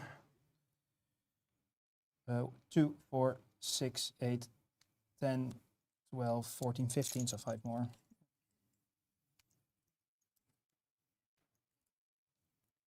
All right, my turn. I have nothing to start. Any start from you? No, I have no CP left. Okay. No CP left for me, so. Okay, cool. No CP left. Okay, that's quite interesting. So what we're gonna do is we're It gonna cost me 2 CP at the end of the turn. yeah. He's gonna use the book to try to put them into reserve. Yeah. So I think that's is that 12 or is that 18? 12. 12. Oh, then Yeah. I fully misplayed. It's 12. Then he's first gonna try to move them. Yeah. That goes off. So we're just gonna Oh, what is 12? yes, and then get within range of the sigil, and then we're gonna activate the sigil. Yeah. Here. I'll get. If I fail it, that I'm as far away this way as possible. Oop. Yeah. Sigil. Healing damage, which is nothing. I guess they heal. Yeah, but Whoop. I will not kill them anyway.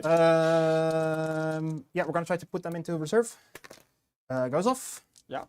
And then do I want to bring down anything? No, we're not gonna bring down anything. So I'm gonna swap here. Yeah. So these are gonna go 6. So we're gonna get just outside of 3 here. Basically, that's. And we're just gonna kill them, and then hop over there.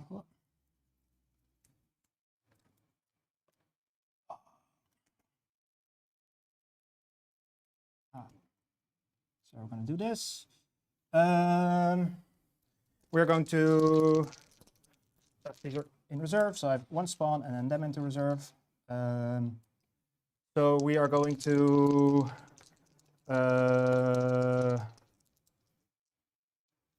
I guess just Mortal Wound Bomb.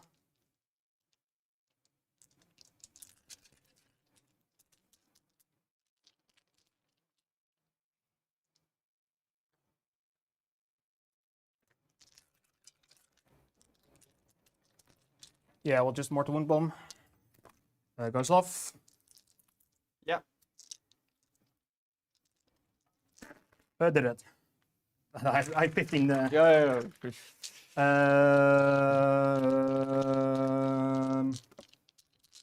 think that's all the spells that matter. No, I think I will cast this thing.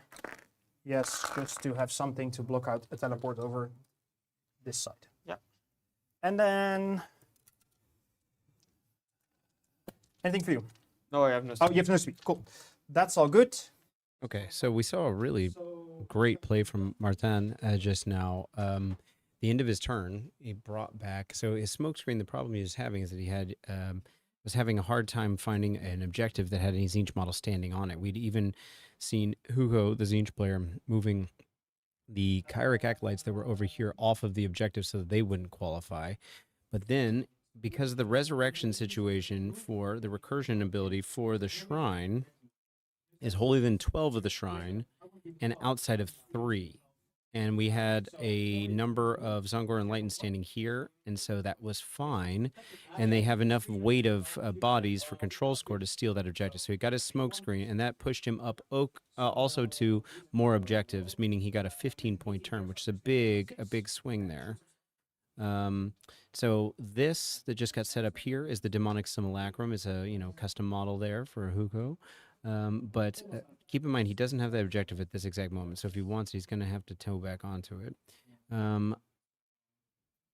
What we saw happen with the Songor enlightened just now, they were hanging out here. Then he used the Lord of Change ability, which has an 18-inch Holy Within range of a unit that wasn't set up this turn to bring them closer. So something like this. And then they were within range to, through the book, which is seated here, the Tome of Eyes, to send them up with Fold Reality. And then instead of dropping them down, because they have to come down inside 9, he swapped them with the Kyric Acolytes that were over here to put them obviously here. And so now they can get a very nice, easy charge if they want to go into either the Bounders down here, which would be great for getting the corners. And remember, he's also got the dude hanging out here. And we're in Mutants and Mad Things. And that, by the way, that's a Chaos Spawn. Mutants and Mad Things, which allows him to bring down another model. So he could bring down the Kyrics if he wants. We're spinning a CP saying right now to plop down the Fate Master that died with a Silver Summoner. So that's cool. We just spent a CP. Let me make sure I take care of that.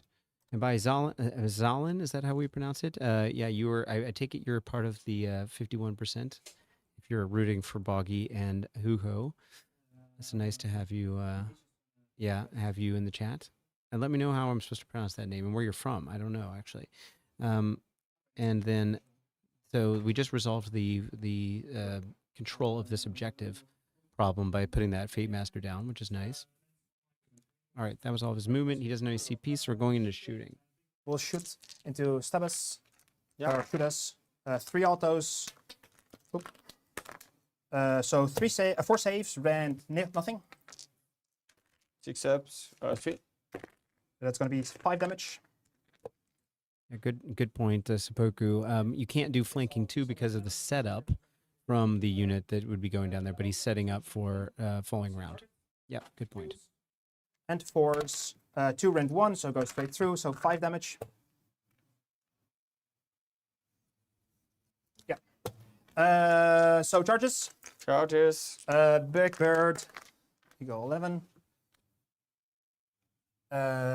Discs. I don't know what they need. 5. I don't know what I need to hop over. Probably a 10, so I'll spend 5. So they go 10. So they're just gonna hop over. Yeah. Oh, could you put them on the other Yeah. side? Yep. I will roll the chariot, see if what it wants. It has an 8.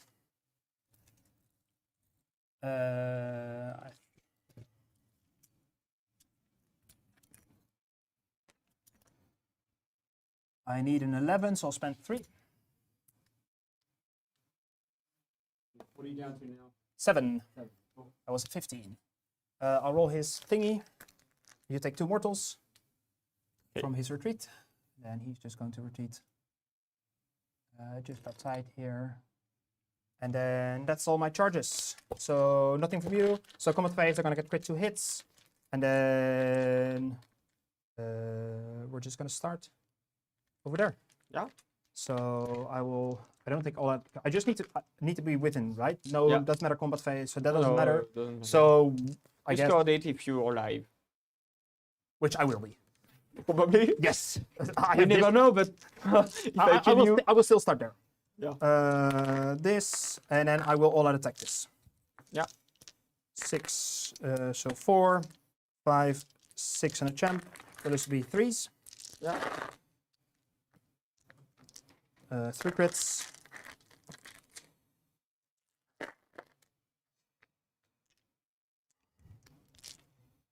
Nine, rend 1. Oh, Okay, so that's 12 damage. well, so far. Yep. Up, 8, 10, 12. I think you will live.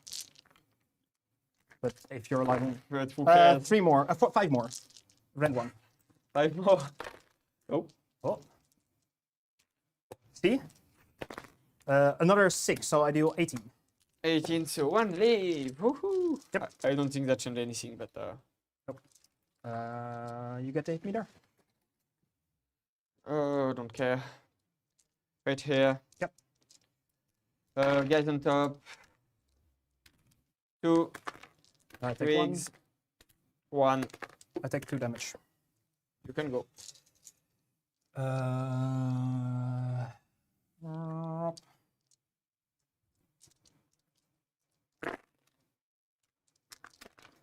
no rend. And then 3 rend, 1 damage 2. 1 no rend and then 3 rend, 1 damage 2. No end. Damage 1. And Yes. then so 7 in total. Dead. No one left. Okay, the bird. Yeah. Yes, dead. Dead. Yeah. I will. Find him. Yeah. Cool. And then I will score 20 points. Yes. Because I have this, 3 within combat range of him, not in combat. Yes. And then I have 1, 2, 3. Priority. Yes. I have a 5. 1. Yeah. What's the score now? You win by 4. If I just take it and stand here, I basically win by 4. Which I guess I will just do. I will just take it, stand here, win by 4. You will score 10. I will score 10. Score 10 here. I'll go to. Oh no! Wait. Oh, I'm ahead by 4. Oh, I thought it was already. Yeah. Oh no. Okay. Then I am going to. There's no way for you to score Smokescreen. Realistically, maybe there, but that's fine. There's nothing in combat, so I'm just gonna give it to you. You give it to me? Yeah. Okay. Oh god! Oh, I've got the power through there. Oh, I'm an idiot. I'm an idiot. But I've already seen the prio, so it's way too late. That's why I wanted my last Okay. TP there. So my turn. I will. I still don't think you're killing them, but Yes. Start of turn. Nothing. Evo phase. Nothing. I will activate this thing. Because my cursling. Yep. Yes. I will just swap. I'm underdog, so I will swap here. Yep. And then that's it. Evo phase. I just select this thing. Yep. And then end of my Evo phase. Tell me. Hey Hugo, how'd you get flanking 2? Here and here. You can't set up, right? Which one? Is Oh, you set up this. So you're not underdog. Can we just pause to wizard? Yeah, that's fine. Okay, so I'm down 5.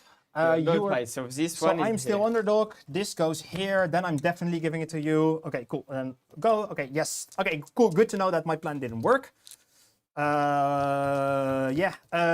You're still not killing them, but then I'm definitely not swapping them because I need them there.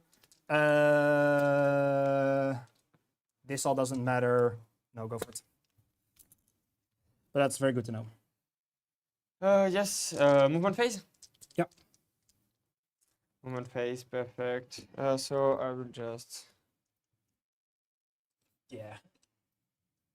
You're still not killing them, so. Probably not. No. And this guy will run. Did they get any buffs off? No. No, no buffs. Just stay obscured. Yep. And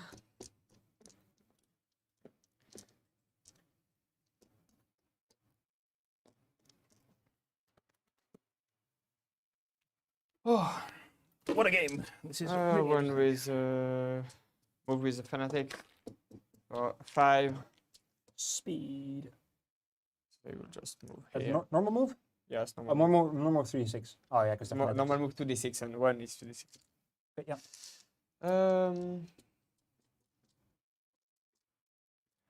Just move this guy. We'll see what happened, and then this guy is fine. This guy is fine. This guy is fine. And for me, we know. No, I don't care.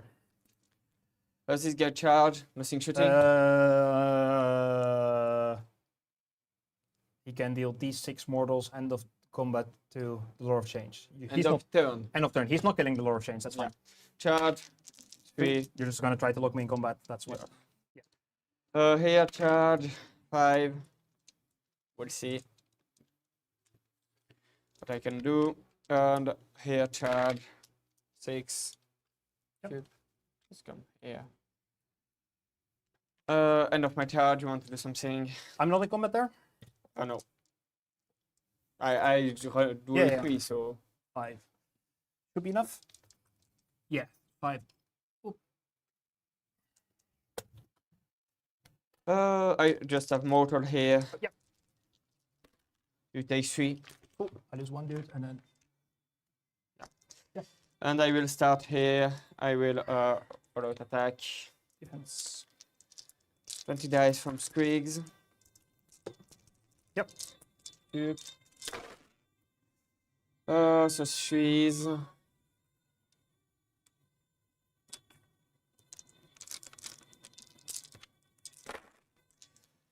One 3s.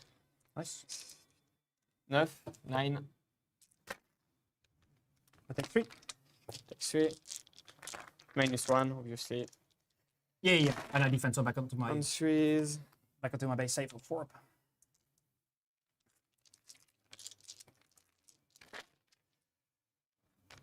4.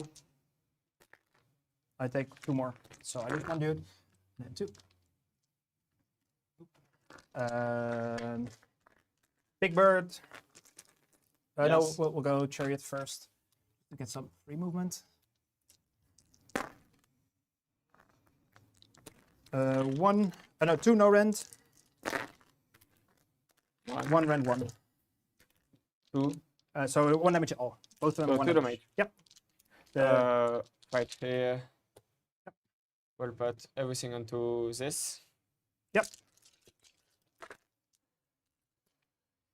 Let's wait now this. 3s. And 4. You have 4 save. And Okay. that will be my last thing. Rend -1. damage. D3. How much? All 4. I think he's 6. That's 8. he's dead. Cool. Big Bird. Your turn. Already take 2. 3 rend 1 damage 3. No, we have time. I can check. I think it's a 5. Good. I play it during the World Tournament 5, but I will just check because that's Yeah, because 5. it's mad. Yeah. Okay, so he dies. They die. Right. Discs into the unit that just Yeah. charged. Yeah. So no bonuses, no buffs. It's gonna be 5 rend 1 damage 2. So 10, they are dead. Okay, cool. And then your turn. Yeah, here, yeah. Just in case I kill you, I want my Smokescreen, but You kill me? yeah. Yeah, but you have to kill me with. No, it's fine. Yeah, so here.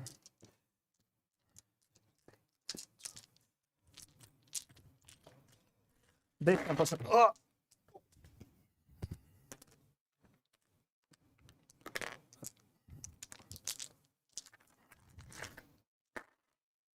So 5 from this set, then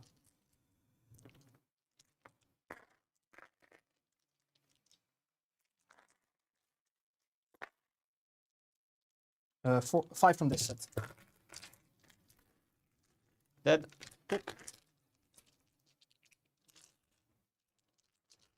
That's everything? Yeah. Any end of turn from you? Oh, you cannot do anything. Nothing. I cannot do anything. I just Okay. call. Yeah, I will just try to stab you 3 times. Yes. Nope. And I just call my 8.1, and you kill more units than I kill your unit with Smokescreen. So 8 point. Yes. That's it. And up to you. Yeah, so I will score 15. Yes. Where I'm standing, I will score 15. Yeah. And then, because I don't have the time to get in combat with him, so I'll just take my Yeah. 15 and then I will win. That's it. Yeah. Good game. It was a very interesting game. Yeah. The flanking. flanking I just failed. The flanking I failed previous turn. Yes, I'm getting it this turn. And then the other one is, if I had time, I kill him, and then I can maybe get 3 things in combat with that thing, but I don't think it matters, and I'm out of time anyways. Is the scoreboard right? I think so. Looks about right. Probably, yeah. Yeah, because you scored. No, looks. Looks good, I think. Yeah. Okay, and we'll do interviews if you guys are cool for it. Yep. And just whoever wants to go first, we'll put the camera on your side while the other person cleans up. I don't care. And then if that person can also submit the score, that'd be great. Yep. So who wants Ah, to yeah. go? You can start, I submit. Okay. Yep. Sounds good. That's Martin. 59, 63. Marta, I'll grab your 59-53. Yep. and I'll take it over there. Yeah, that was a very interesting game. Thank you. But I knew this was going to happen and we're both going to clock out. That's why, like, okay, we need to play with clock because, yeah, this is going to happen. Yeah. All right, you know the drill. Yes. Okay, let's make sure we're both here. Okay, cool. Hey, this is number 6, by the way, of you being on streams with Yeah, me. it So happens. I'm getting sick of you at this point. Not really. We've only had close games thus far in this tournament, on the stream at least. Do you guys agree with me that this edition can be very, it seems closer to me than it was in the last season because of the scoring, because of the battle tactics situation, the Yeah. armies are pretty techy. Is it a small sample size and I'm thinking they're closer? No. I think they're close because I think the reason why last year they weren't close because there were a couple of new books were extremely good, and then some of the soggy stuff was just way too powerful, like Yeah. cities and stuff. This year you don't like you have like a couple of smaller things, but not as game marking. You have like the Vangorian Lord, like you have a couple of things that are like very strong, but nothing as good as like Old Pontifex was. Yeah. Because that thing was stupid. Which means that the game balance is just a lot closer than this. So I think it is just a lot of close games. Yeah. But yeah. So this is a point we got to in the chat, but I thought you were going to take a little bit of a break after Worlds, and then I hear the little birdie told me in the chat you've been playing a lot of TTS lately. No, I haven't. Carl. No. No. Okay. No. I played one RTB and then I did 3 other games. I played 7 games in the past almost 2 months. Okay, because you admitted you didn't know that the Gitz rule had changed, that they got the new obscuring thing. Did that come into play in this game? I don't remember. Yes. Did it? Was Yes, there a yes. moment? It basically meant it basically meant he got to hide his entire army there, and all the Okay. flyers as well. That's the big thing. But that's obscuring anyway. That piece. Yeah, right? but it's more the other flyers. Yeah, sure. Oh, that's good. It's yeah. the flyers, and it's point. yeah. That's So cool. that's and because it's wholly within 3, it gives him a lot more space around. Because otherwise, putting his giant units there, it's a lot more Nice. difficult. Yeah. So obviously good sportsmanship in general with the Curseling having the Silver Summoner. Would that have made a difference in this game? Yes. I think I still would have won, but it would have been a lot harder. Just because then I would have had like 2 or 3 units less. Just like this play would have been a lot more difficult and like, yeah. You will not have them. No, yeah, I will, Yeah. I think I might, like if I score 5 less, I win by 1, which, okay, but it's very much the... To be fair, I think that, I mean, it didn't, I was commenting when I was talking about the list, it doesn't make a whole lot of sense to have the Silver Summoner on the Lord of Change, but there is technically the advantage that you would have 1 extra Arcanite model that can come back because it's not on one of them. So technically, anyway, that was very good of Martin Yes, thank you. to do. It's an extremely close game. What are the big takeaways? And obviously we're new or early in the season, but what are you thinking? I need to play more. I need to learn my own tactics. I need to learn how to actually, like, because this is now the 2nd game in a row where I've really struggled just to set up my tactics, where I think my tactics selection is good, but just my execution is bad. And I think my list is mostly good. Some small tweaks, but yeah, I just need to play more. It's like this is the first time I've played this battle plan. It's How are the ogroids doing? A lot of people weren't crazy about them when we first saw them. They're cheap, 110 for a caster. My list name is, I thought you said ogroids were bad. And Yeah. because I thought they were bad. Yeah. But honestly, with the new build, having extra casters, and then the fact that now with the new GHB, you're not forced to spend your recursion to do scouting. Yeah. Means that you get to just like throw them in, throw them away, have them be your place of power targets, and like, oh, they die, who cares? They come back, and then like here, they didn't do a lot, but they did enough work just over the game, force him to like commit. He had to commit an entire unit to kill 2 of them, and then it's like, okay, who cares? They come back, they do a bunch of other stuff. And even if they're like, oh, you don't want to cast, because otherwise I'll just murder us into combat and block your entire army. And it's like, okay, I had it against Seraphon yesterday. It was like, okay, I cannot cast now with my Slan, because otherwise he'll just lock my entire army up. Perfect. What, have you ever gotten one up to another level, power level? Nope. Yeah. And That's- technically, you could go real high, but no one's crazy enough to No. let that happen. Hey, thanks for the game. It was good to see you again. Yeah. I'm glad to see you're back. Well, we'll see what happens with Team NL this year, Yep. but thank you so much. Go ahead and give your mic to Martin, and I'm going to switch the view here. Let's see. Cool. And we'll be on your side. I think I do it. And double check. And Hugo, make sure you start cleaning up whenever you get a chance, but double check that. We'll have you over here. Oh, you don't have to put the full thing on. You can just hold it if you want, whichever way you want. We're about to tear down anyway. Cool. All right, let's make sure we're on screen. Hey, Hey, congratulations on a very close game. This could have, again, the sportsmanship thing I think does need to be acknowledged, but you are obviously you want to play the game. We've played a game, I don't know if you remember this, a while ago, I remember. but I remember how clean you play and how with intention and all that stuff, and I think it really shows in this game as well. And then also with the clock. People were wondering how the clock rules were, but once you got to that point, you were like, no, this is it. I only score what I can do here. You guys played a very clean game. And for people watching at home, I interrupt a bit during the game to interact with them, so I think a few extra seconds is deserved per player. But anyway, how do you find playing on stream in general? I'm sure you've done it a few times at the World Championships. yeah, World. in French stream or here. Yeah. So yeah, it's fine for me. I just play like normal, and I can help caster if need. Yeah, not too stressful. No, that's good. You've gotten to the point. You've gotten over the threshold where it's not nervous. Yeah. Tell us about the game. What were your thoughts? Were there any big misplays or things that you would have done differently list-wise or in the game itself? How do you feel like this matchup is? We have three Tzeentch armies at this meta right now, so it's The Tzeentch is really mainly focused on scoring Yeah. tactics. And my list can hold objective, but only during 2 turns, because I have +5 OC. And Yeah. so it's really tough for him to just get back the objective. So I only have 2 strong turns and 1 at the end of the game. Yeah. And so the fact is that it mostly depends on the battle plan. Here, this one have objective that is really, we have a lot of space between the objective. And I know that I will not be as the underdog, because I will score more points with primary point than him. Yeah. And then he will swap all the points.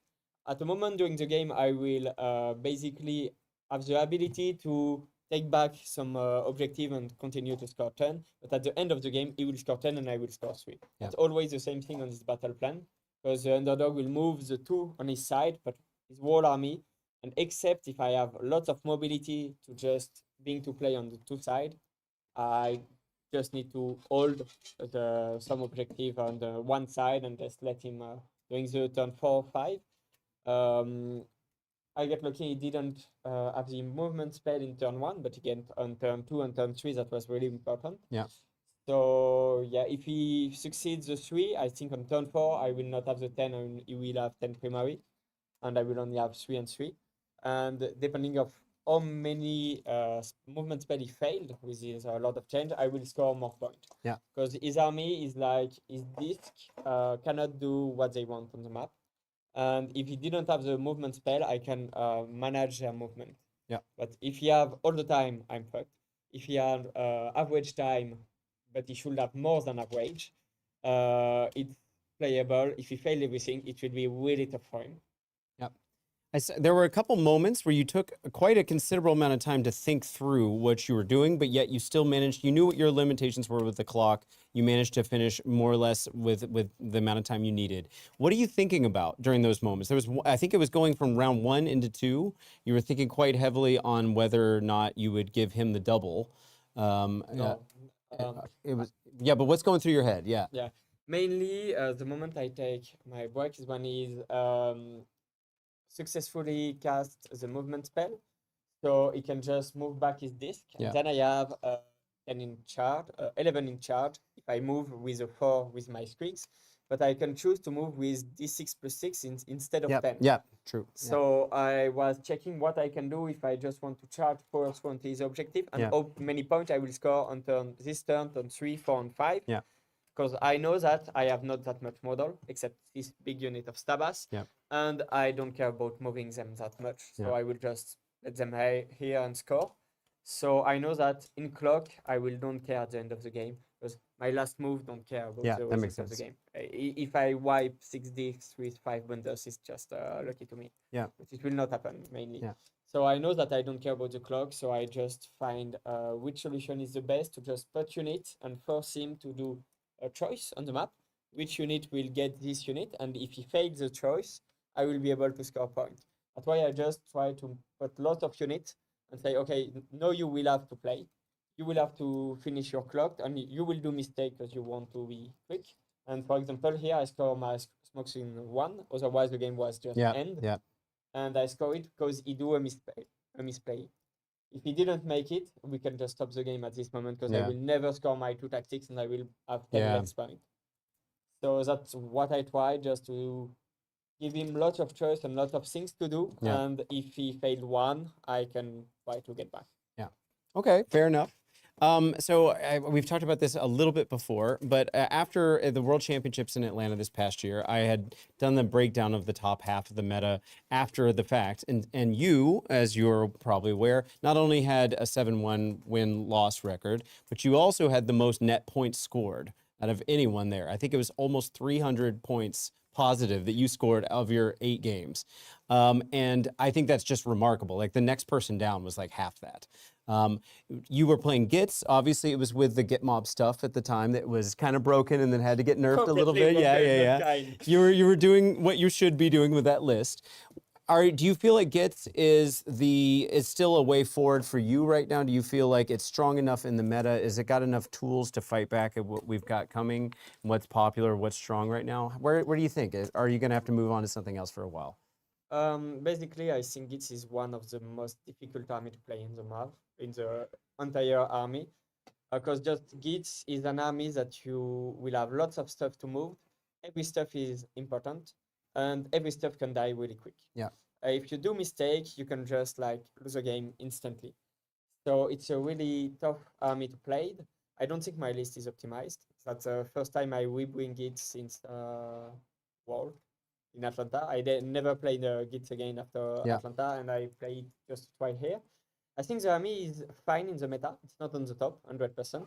But if you have someone that only play Gitz and that will not make the mistake, it's something that is good and you can bring it on team. Otherwise, just if you're a player that plays something else and want to swap army, if you didn't have enough time to invest in Gloomspite, it would be really difficult to play.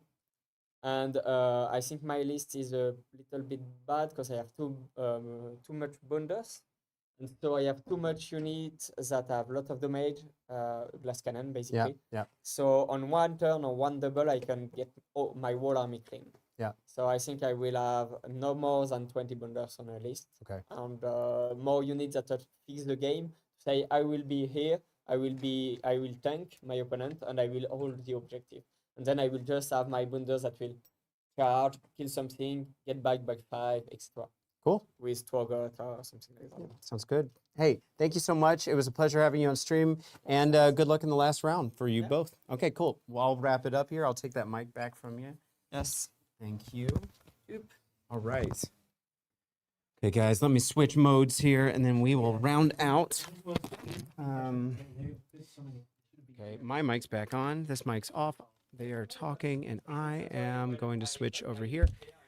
Hello. Okay, so we're back. I love having competitive games on with people that know what they're talking about.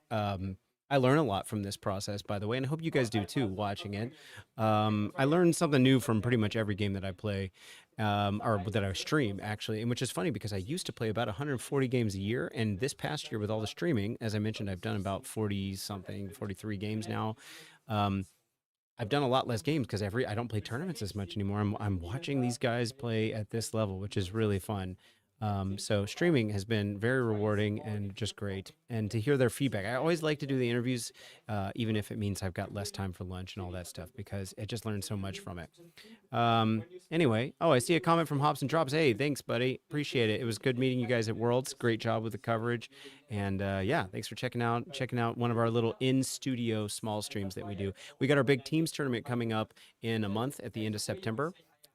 Which is 6-person teams at Van der Valk, Amsterdam, where we did our we covered Worlds. Well, not the streaming, but we were hosting Worlds for two different iterations a few years ago before Austria.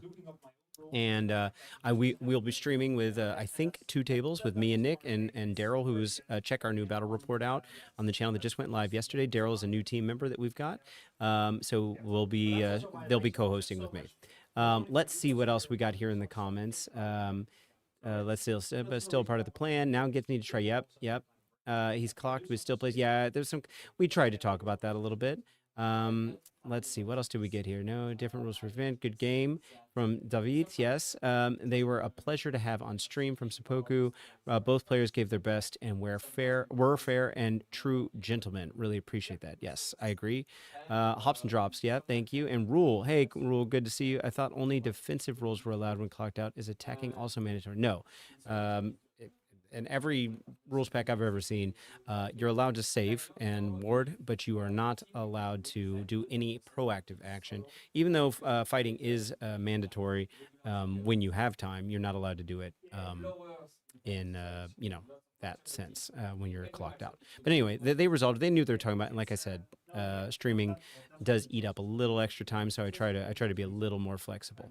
But if Nick cracking the whip Fry was here, he would run into the door and say, "No, dies down." So anyway, it is what it is. Yeah. All right, guys. The next one will be at 2 o'clock Central European time, so that should be 8 o'clock in the morning in the United States, Eastern. Thank you so much for checking out. I'm going to close this poll. Thanks for checking out the stream. Evidently, we had someone from Vietnam. Thank you for checking out. And I'll see you guys soon. And we'll try to do the top table, depending on whether we've had people on or not. But we've gotten 4 of our 5 guests on from outside the Netherlands. So it's been quite successful for our last streaming from our poor little studio that we won't have anymore after all this. But it's a good way to send it out. Really appreciate all the people flying in. So until 40 minutes from now, Ryan out.